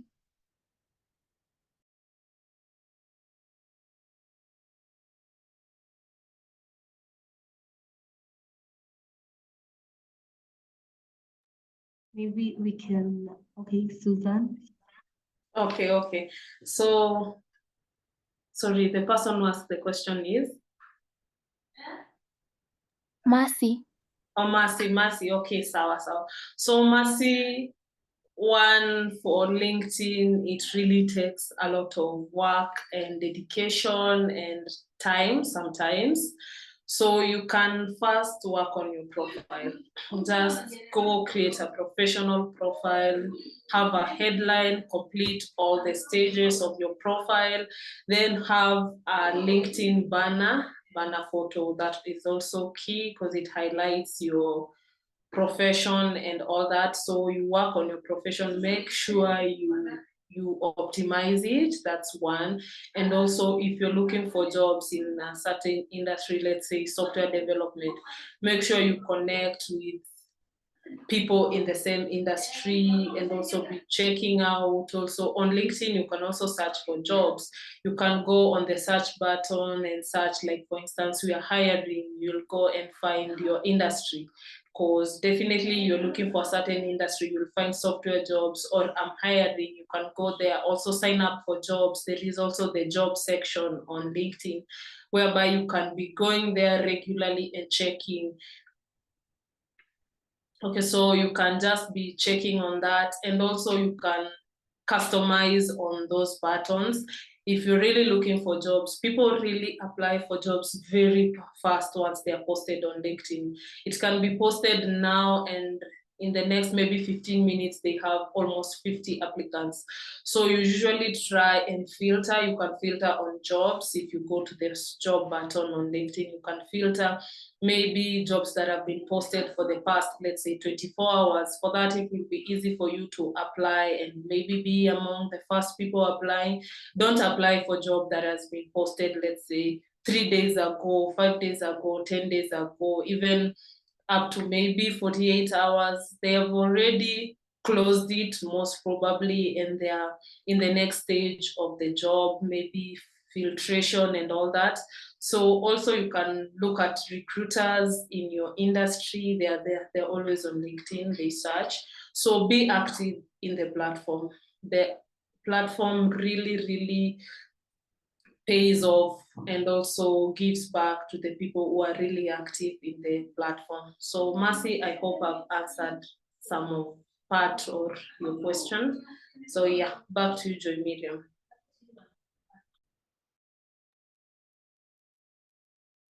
I think also something else to help you, Mercy, with that is, like I said, most of the jobs, all my jobs, other than my previous one, all the jobs, I've always gotten them through LinkedIn. And it depends also with how you're going to position yourself. Other than you going and searching for the jobs themselves, you need to be actively doing something. So there is sharing your work and accomplishments, that is posting the projects you've worked on or any awards you've received or relevant articles. There is showing whatever you are good at, you can actually share it out there with people. I did not do that, however. What I did is I created a portfolio on a platform called Behance. Behance is also, I will say it's a platform for designers where you can showcase your work, and you're able to showcase any type of work, design related, whether it's social media content, whether it's you're good at Photoshop, you're good at Illustrator, you're good at Figma. If you're in that field, then Behance gives you an opportunity to display all your works. So I took a chance and displayed all my work, even those ones that I felt they don't look so good or they are not so good. Displayed there, it will also show where you've grown from this point to this point. And then the other thing that I did a lot was just commenting on people's post. And by commenting, I'm not just commenting randomly. I would comment on a post with a post related to the field that I'm in, and with insights that I think would be helpful for someone else. That is positioning yourself as someone, as a thought leader. I always say you're an expert to someone. Definitely there will always be someone else who is more of an expert than you are, but if you start sharing your work out there, it will show that there's someone else who is below you, your junior, who will benefit from that. And that is what key decision makers are always looking for on LinkedIn. And you will also get people headhunting for you, because the algorithm then will work in your favor and you'll be pushed more. And always, if you're looking for a job, always put your what is it called? Your bio on I'm open for jobs. That way, even your profile is pushed to people who are hiring managers, headhunting people and all that. Yeah. I'd like to add on what Tonya had said. In as much as you're putting yourself on top, Mercy, I would like also to, if you're bold enough, you can consider reaching out to recruiters and hiring managers at companies that you feel like your expertise matches their goal in organization, because most of the hiring managers, they don't just hire because you're qualified. At times I've had an incident where I got a job, but initially it was not something that I was willing to do, or rather that I was in alignment with my brand to do or to work with. But eventually we sat down and talked, and we aligned that this is what I can do and this is not what I can do. But eventually they had to pay for a skill advancement for myself to be able to fit for that job. So if you're courageous enough, or in terms of application, you can reach to them at whereby LinkedIn brings jobs, and then the hiring or talent acquisition manager.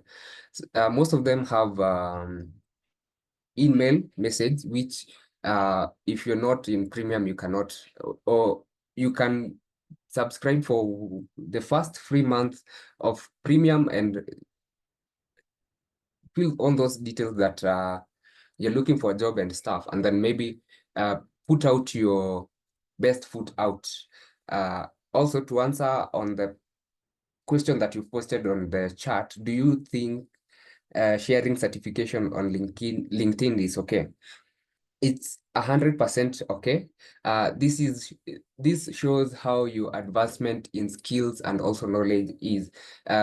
Certification add up as the 2% of your CV, I would say that, whereby if you put a certification of social media today, you don't know who will be looking for, maybe as a social media manager or social media account manager, to help them as an intern or anything. So that will be your chance maybe to win that opportunity. So if you hide those certificates, most people have shared their underrated certificate that they think this won't give me a job, but eventually that certificate gave them a job, or won them a job, or won them a seat in a very high ranking particular job. So don't fear. I would say reach out, and also even to us who are here, connect with us. Sometimes even if you go to check on my LinkedIn, I do reshare, not retweet, sorry. I do reshare the jobs that are in my industry, and most people tend to apply or maybe ask me if I can help. Some I know, some I don't know. If I can help, I can. If I can't, I tell you abruptly I can't. So don't stay in a box where you're fearing like you won't get hired in LinkedIn or Twitter, you won't get a job. So you just put your best foot, prepare your CV, and a well pre-ATS CV, just send. You don't know when opportunity will kick in. So this is to all who are listening, not only Mercy. Put the best foot forward and write that CV. My mantra is always, what's the worst can happen? Because I was born, I've grown, I'm a man enough, but what's the worst can happen? If it's death, all of us might die, will die, but please, don't fear. You are bold enough. I believe you believe yourself, you're capable to do whatever you're destined to do, right? Thank you.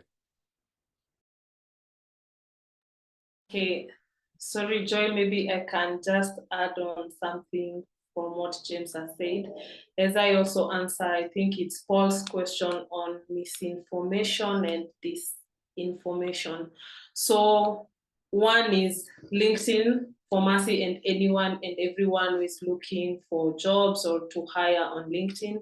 The platform really rewards engagement.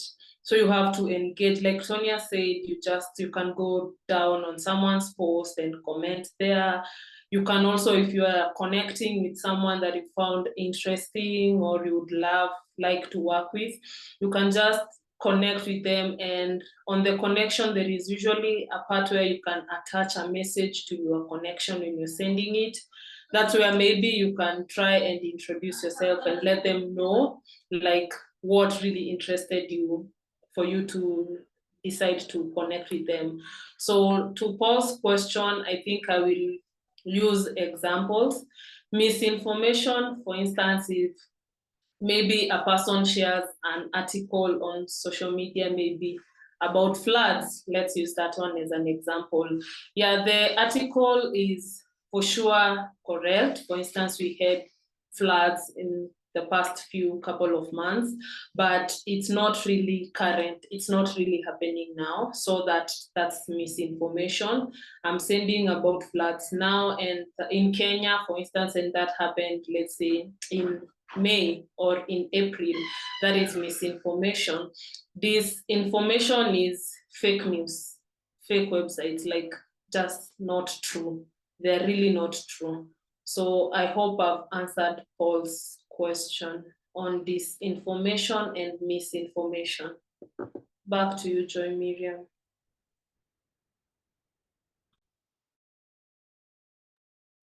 Thank you so much to our panelists for answering the questions. Cheryl, your hand is up. You can go ahead and ask your question.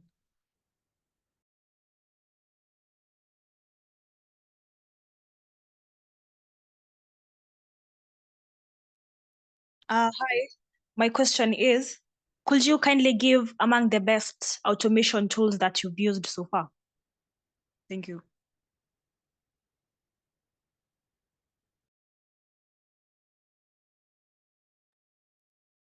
Okay, Cheryl, thank you. Yeah, I think I'm the one who did answer such a question when you were starting. For me, I usually use Hootsuite, I use Notion, I use Buffer, I use Later, and currently I'm trying to understand Zapier so that I can also use it, but there are quite many outside there. Maybe James and Tonya can also add some that they use or find helpful.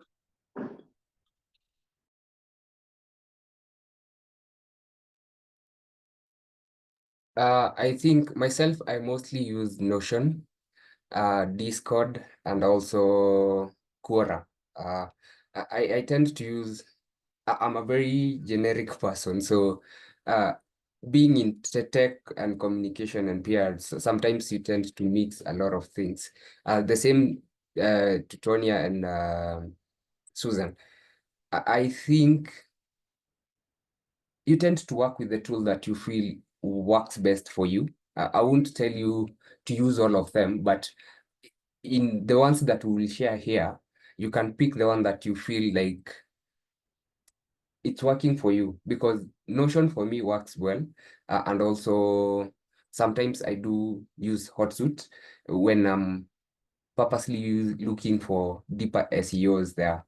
So yes, I do use those ones. If you have any other question.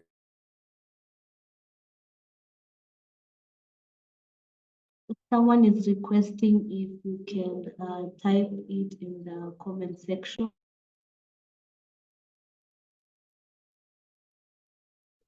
As for me, I'm currently trying to use Notion as well, but usually I use Later. I use Later and I use Metrical. Metrical, I think it's a bit new for some people, but I use it because Metrical has an addition to being able to schedule shorts on YouTube, which is not a common thing. So Metrical, and I also use Buffer. I've used Hotsuite before, but most probably my top would be Buffer, Later, and Metrical, and then now Notion.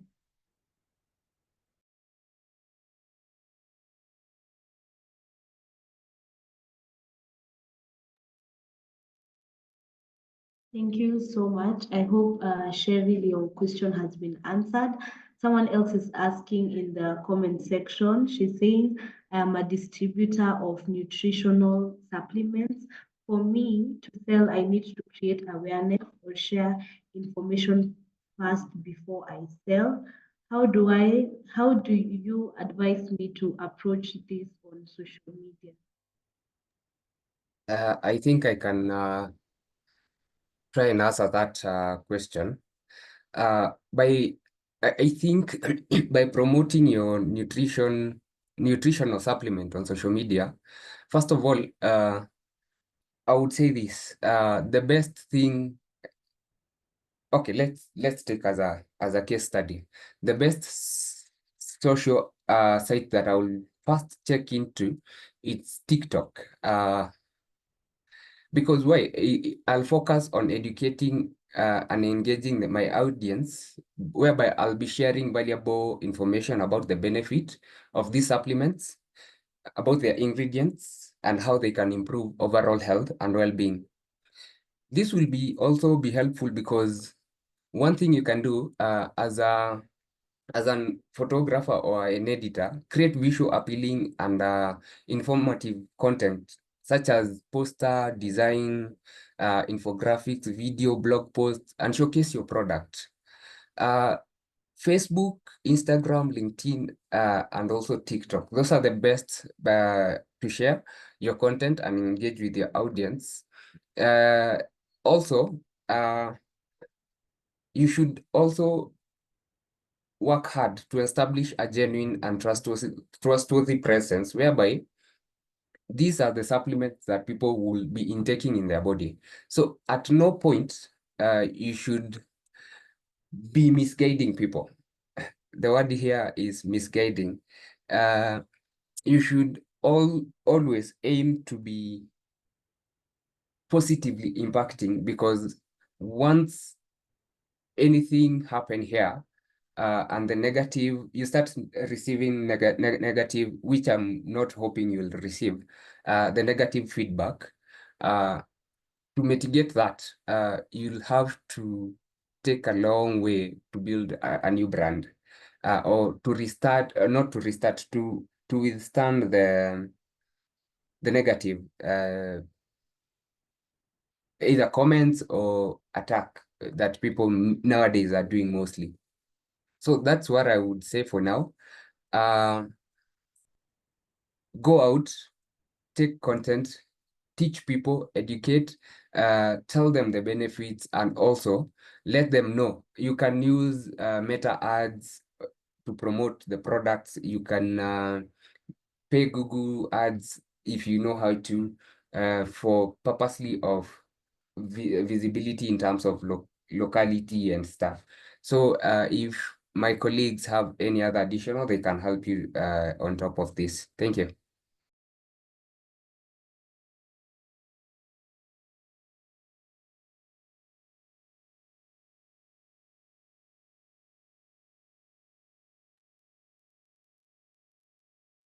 Thank you so much, James. Time is not really on our side, so I'll go ahead with the next set of questions to our panelists. We'll have only one question for each, which I believe some of them you might have answered them along the way. Share some tips for writing effective social media headlines and captions that drive engagement and clicks. James, please, would you kindly start us off with that one? Kindly repeat the question, please.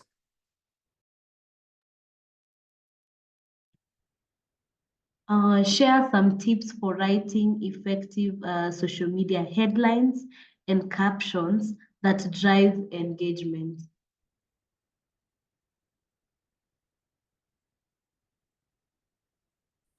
All right. When crafting social media headline or captions, it's crucial to be considerate in terms of attention grabbing, and also to look on the hook whereby you will catch people attention, not only your audience, but also people who follow you silently. There are followers who don't follow you because they don't want to follow you. They follow you because they know you have a compelling content that they come day in, day out to look for. So that hook should also grab your audience, whether it's a question, compelling statement, or a teaser. I see nowadays LinkedIn, mostly people coming with a hook of a question, either compelling statement or a teaser. Using this clear or direct language in terms of value content will be helpful. Also, a persuasive language can also encourage in action timing, whereby, like an example, discover the secret to healthy living with the help of supplement, for example, or learn how you can live a healthy life with the supplements. You get, test different approach and see which resonate best with your audience, because different hook works differently with different people. That's what I would say for now. Thank you.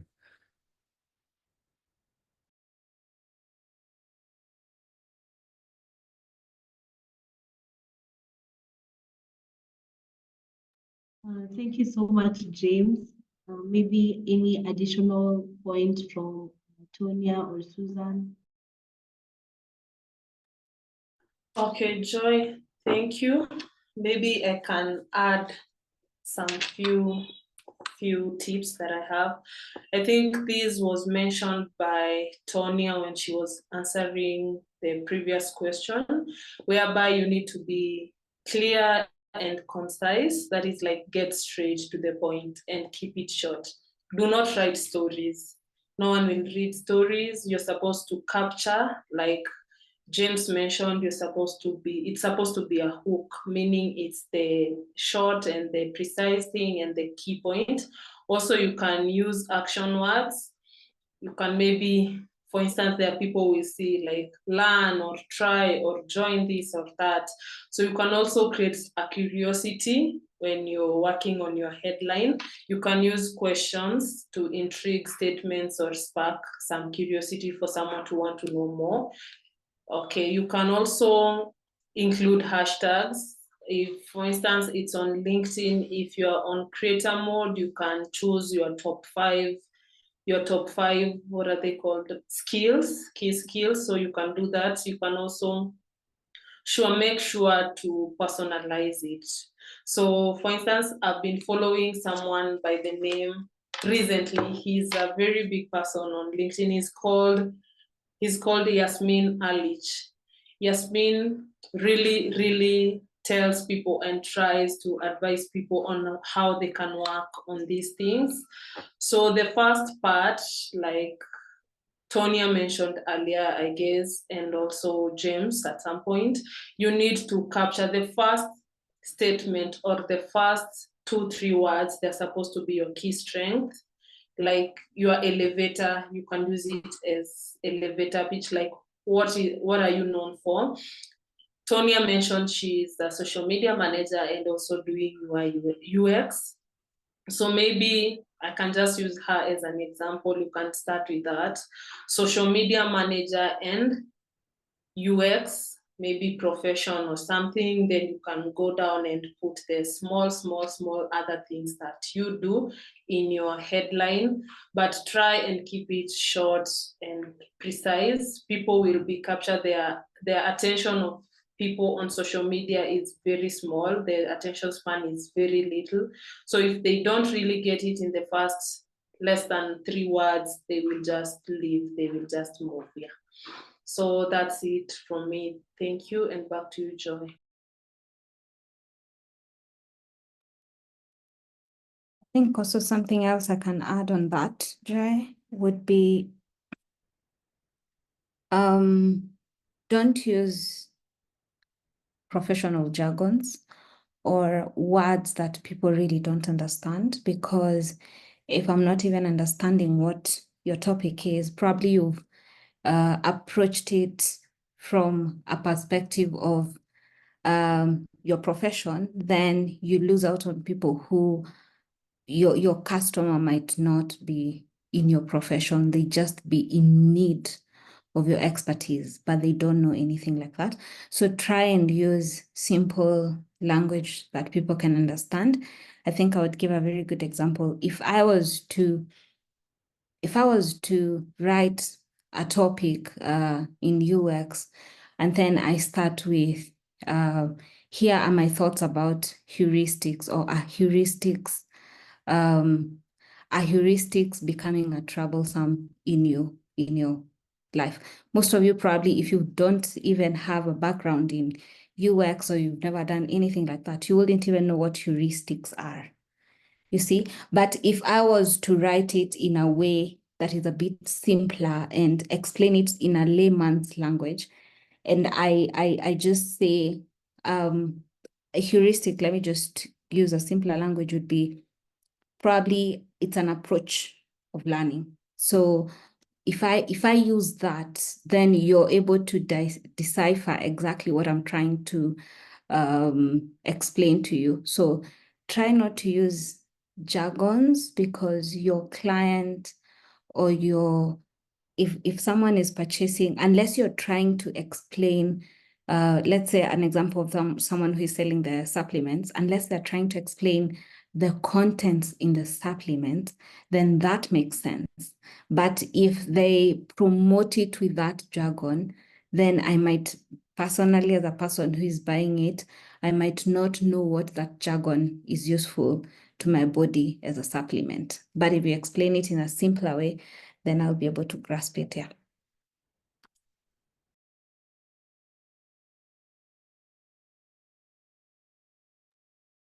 Thank you so much, our panelists. I'll go to the next question.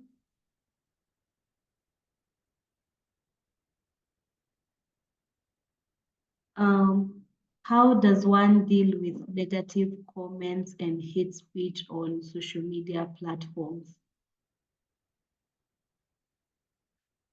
Maybe Tonya, you can answer that.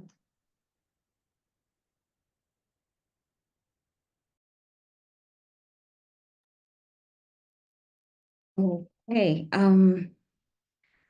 I think personally, I haven't encountered negative comments, but previously where I used to work for, you would get clients who are very mad, who probably they got something and that is not what they expected, and they would leave a very nasty comment on the comment section. There's something Susan mentioned before, and that should always be your approach, number one. Try and be empathetic with the situation. Don't go attack mode as well, because if you go attack, it's gonna be now a back and forth. We all know online wars can be bad, and they can drag and probably be harm to your a reputation, to your brand, harming your brand reputation. So one is always try and respond with empathy, and don't ignore also, just respond with empathy. And then if they keep on coming, because sometimes there are those who are just malicious comments, they just want to do it over and over, you can always report the comment as abusive or something. And then if it's really necessary, and now things have really gone, it's a back and forth, you can always address it publicly, maybe highlighting. These days, there's a way you can highlight a comment and maybe talk about it. That is if you're not, there's no misinformation and disinformation like Paul asked earlier. So just ensure before you even respond to it, whether it's, let's say, a business setup, if it's something that probably your store dispatched the wrong thing or they received the wrong thing, get those facts right first. And always remember, the client is always right, but that does not mean they should abuse you. or they should give you nasty comments and all that. They're always right, but it doesn't have to get to the abusive bit of it. So yes, every situation is different, and some of them you'll find they're just opinions of people. And if it's an opinion, you can leave it as an opinion. But if you feel like it's an attack and you need to address, always empathy first before you attack. I'd like to add on what Tonya has said. Myself have faced hate speech, and to be precisely on X. Now, I went and posted something. I didn't know, just as a journalist who does his work. So back then I was working with a broadcast house. So I posted, and then just it was a thought. I posted, and this negativity never started like from someone who I know. So first of all, I would say try and assess the situation and determine if it's worth your time to engage with the individual. If it's a valid critique, please respond politely and professionally, and leave it at that. Don't try justify and explain too much, because it will lose the credibility in it. If it's a hateful or derogatory kind of negative, consider ignoring or block the individual. It's crucial to prioritize your mental health, being not all of the people, all you think you can like mitigate the issue. Report or any hate speech. I would recommend that, Tonya, as you've said, report it immediately. And if it's better, have a lawyer to like conduct and help you through, because reporting that it's similar to cyberbullying. Yes, Paul, thank you. It takes you in a point that you don't wanna be. Sometimes it makes you hide in the house. It messes a lot with your mental health. I wouldn't advocate to indulge in such situations whereby you're receiving negativity every time. It deteriorates your moods and everything. So have the power to control. You have the power to control within you, and report in as much as you can. And also try where you can engage, and where you cannot engage, please leave. If you give an enemy a chance, they strike good when they know they have information that they can deal with you perfectly. So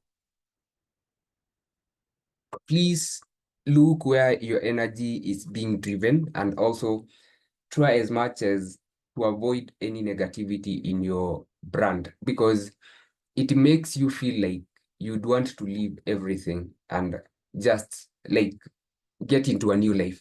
So that's not something good, I would say, you'd want to encounter yourself. Thank you.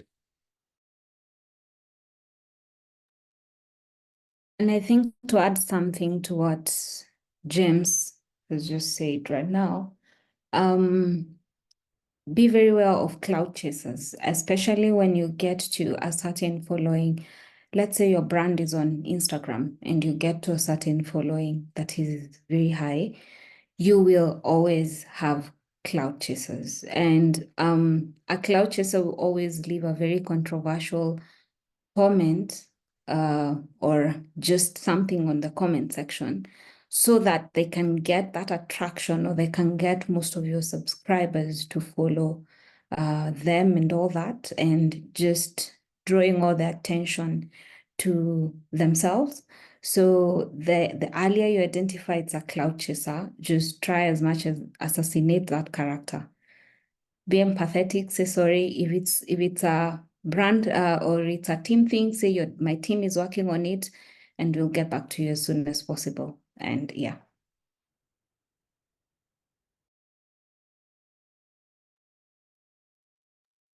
Cheryl, sorry, Joy.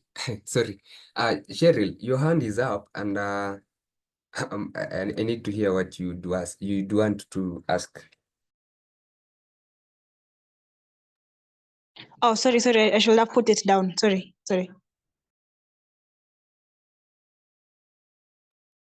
Thank you so much, our panelists. I'll go over to the last question of today, and it will go to Susan. Please share some of the tips for hosting effective online conversations or webinars that drive engagement.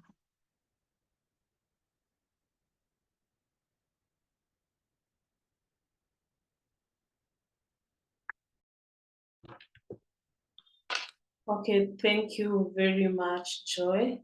Before I answer that, maybe I can try and kill two birds with one stone. Paul did ask a question, and I think there are two of them. One was differentiate between social and digital marketing.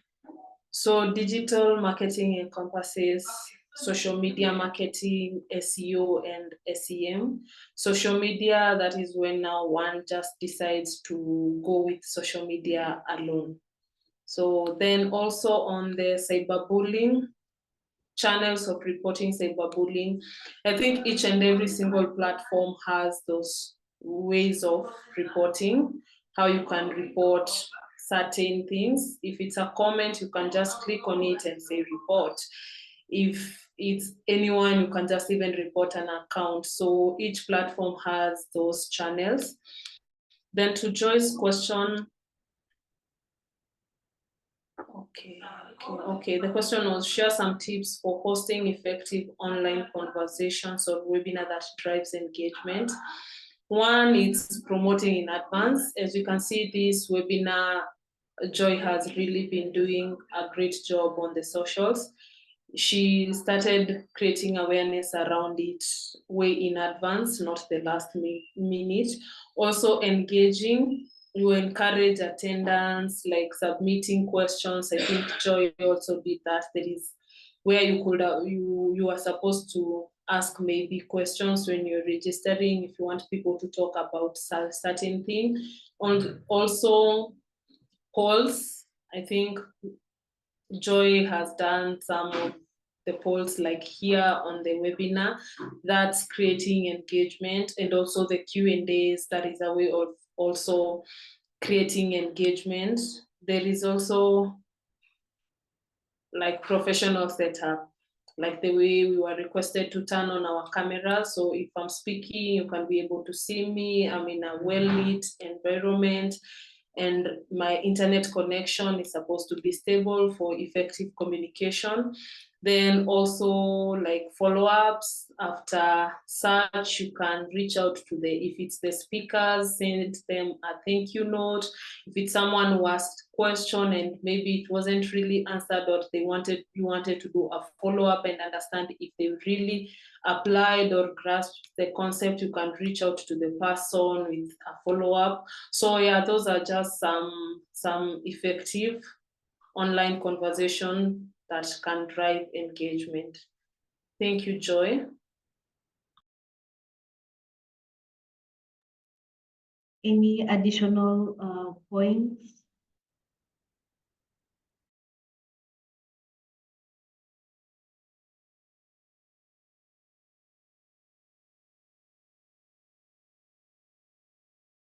We are done with our questions for today. Anyone with any question before I ask maybe one question that was asked during registering for the webinar? There's someone who asked a question. Maybe before I go to that, does anyone in our audience have a question?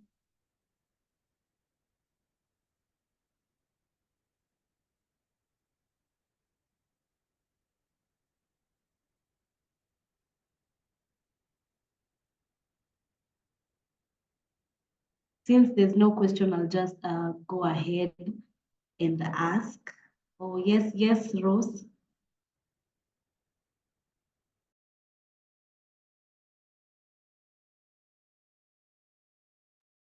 Rose, you can go ahead and ask your question.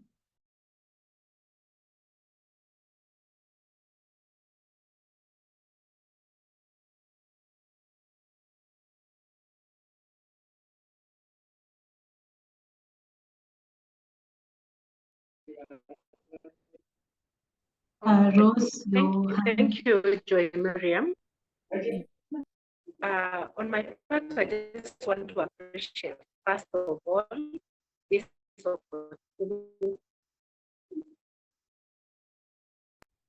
Rose is quite You breaky. can say, I'm not audible? Yeah, we can now hear you. Oh, I thought I'm audible. Yeah, now you are audible. You can go ahead. Okay, sorry then.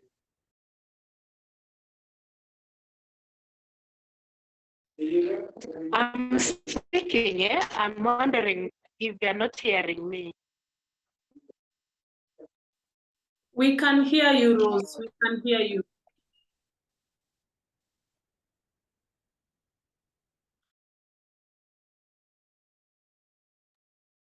I think she has an issue with her connection. So before anyone else asks a question, I'll just ask the question we had. And here's the question: how can youth leverage technology for social, economical, and political advancement? Sorry, how can youth leverage technology for social, economical, and political advancement?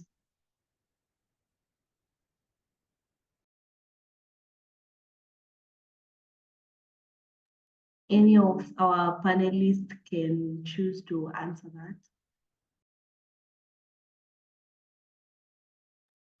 Please repeat the question. You were very fast. Oh, sorry about that.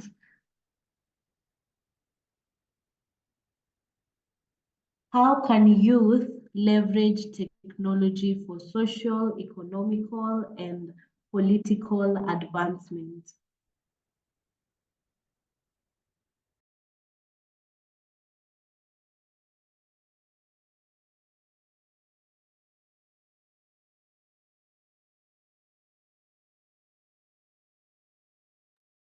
Okay.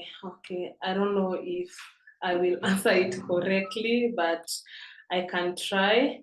Maybe it's through creating awareness, that is social media advocacy. You can use that in the social advancement, education.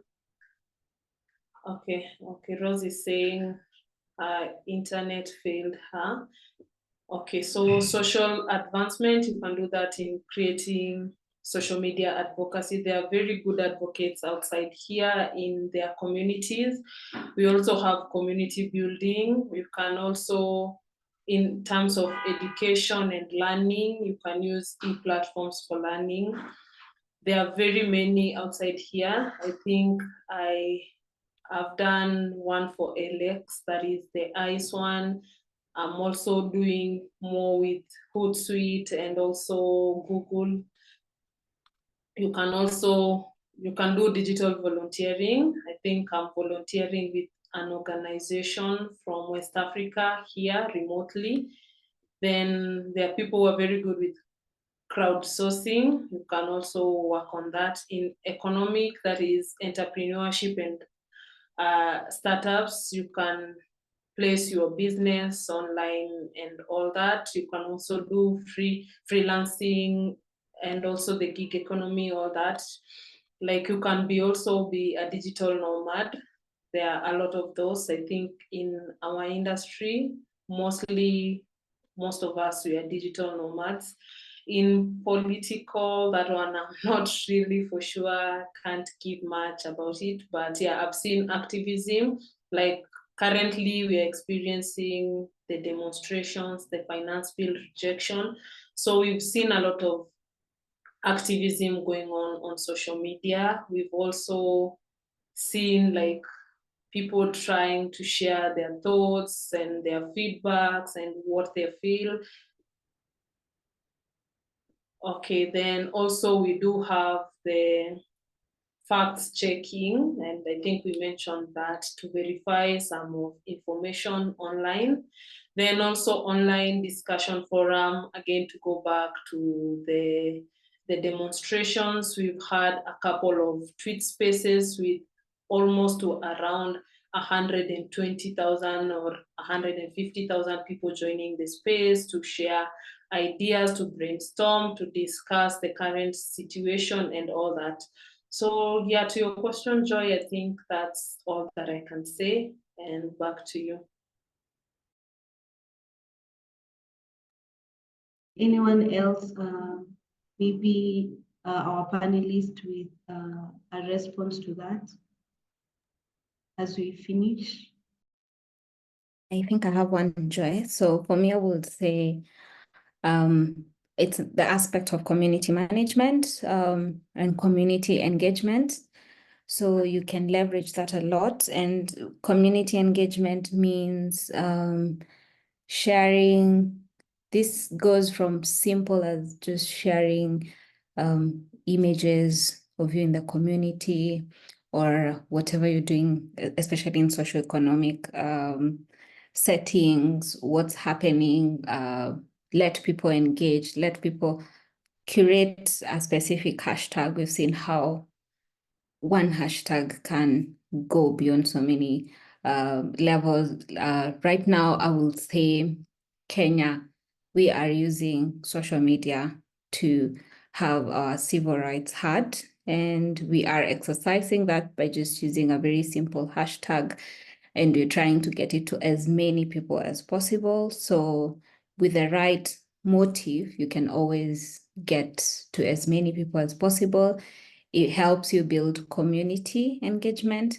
It allows people to share, especially now like a hashtag, it allows people to reshare with the same hashtag with their own thoughts, be accommodative, allow everyone to air out their views out there. There's always going to be engagement. We just have also to minimize a lot of cyberbullying. And before even you go ahead and post something or do something, ensure you've done your due diligence. There's background checks. You're not misinforming or disinforming people. If you don't have the right facts, then you really don't need to air it out there. Yeah, that's what I would say.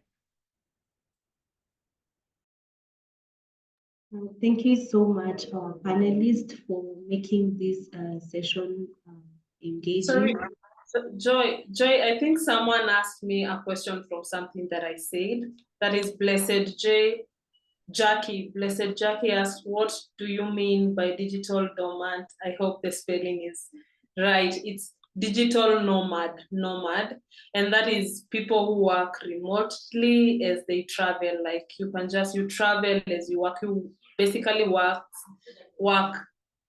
remotely, but you can also be able to enjoy your lifestyle. If that's traveling, you can go anywhere but still be able to work. So that person is referred to as a digital nomad. It's NOMAD, nomad. Thank you, Joy. Back to you.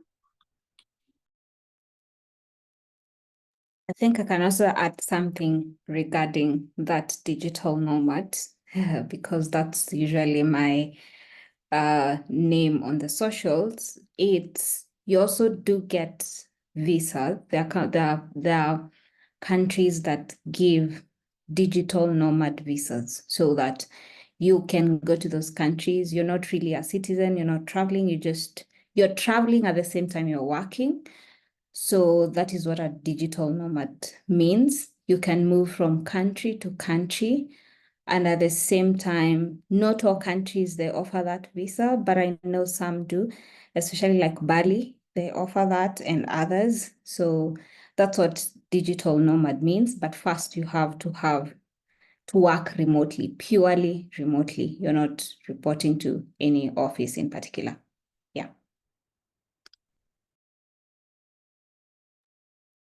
Thank you so much. I'll head over to the last section of our webinar.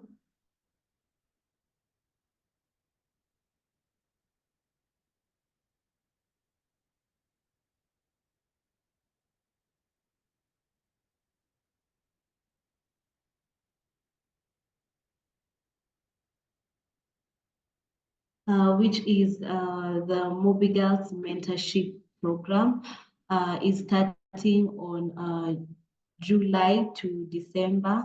We already sent out a few of our forms to for people to sign up as mentors and mentees. So the program is going to kickstart from July to December, where we will be grouping the mentees with their mentors, and we'll have an introductory call, which will be early next month.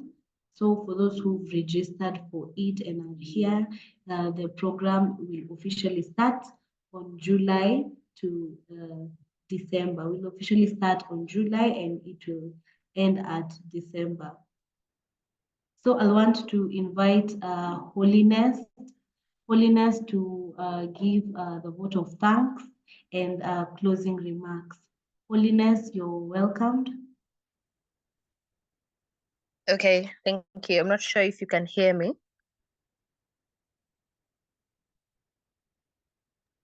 Yes, we can hear you.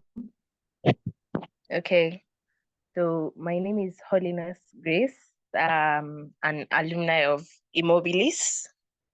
We finished in May, mid-May. Okay, so first I'd like to thank the Almighty God for this opportunity to have this webinar. It's been an enlightening session and we have learned a lot. I'd like to thank the hosts who organized this session.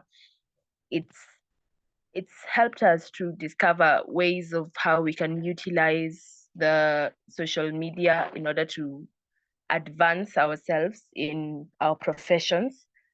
I thank Claire for the wonderful that she gave us about the overview of Mobigas and the successes. Personally, I've been enlightened on some of the achievements that Mobigirls has achieved. I had no idea about them. And our hosts, our guests, Susan Sulubu, James Mirara, and Sonia Bridget. I'd like to thank you for giving your time to guide us on leveraging social media for career advancement and professional recognition. We really appreciate it. Last but not least, I thank you, Joy Miriam, our awesome, our awesome host. You've done a wonderful job in sharing this meeting. Feel very appreciated. Thank you. Thank you. Thank you so much, Holiness. I will request the panelists to share their socials so that whoever has a question among our audiences can have maybe a one-on-one follow-up. Someone asked whether the mentorship program is virtual. Yes, it is virtual.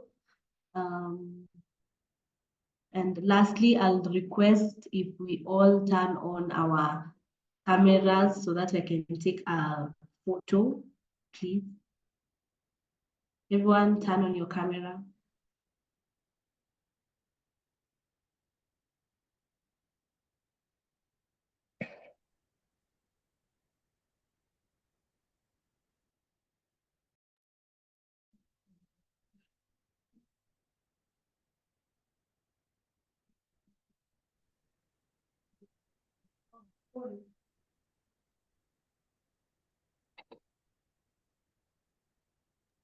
Yes, go ahead. We're waiting for all of you to turn on your cameras so that we can take a group photo.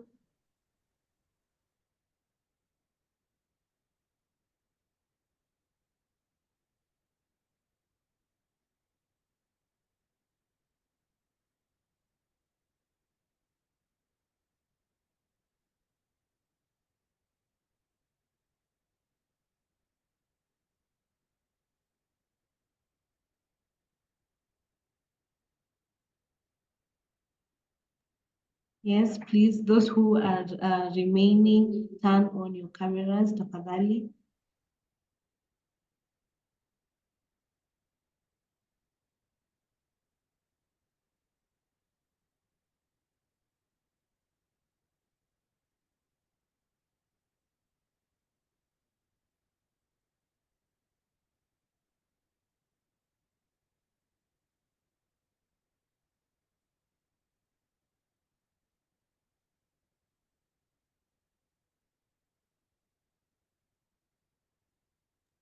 Turn on your cameras, tafadhali.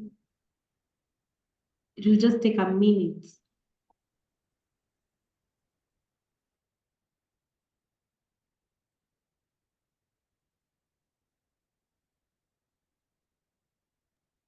Joy, I see some are saying they have a bit of issue, so maybe just take for the ones whose camera is on.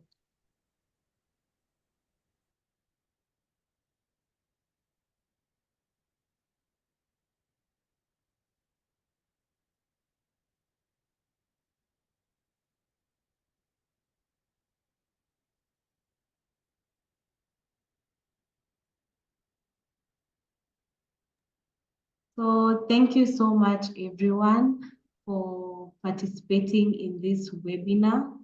May all of you have a wonderful day ahead. Thank you. Thank you, Joy Miriam, and have a wonderful afternoon and weekend. Thank you, Joy Miriam, and have a wonderful weekend. Thank you, guys. Bye. Thank you so much. I've learned a lot, and thank you also for sharing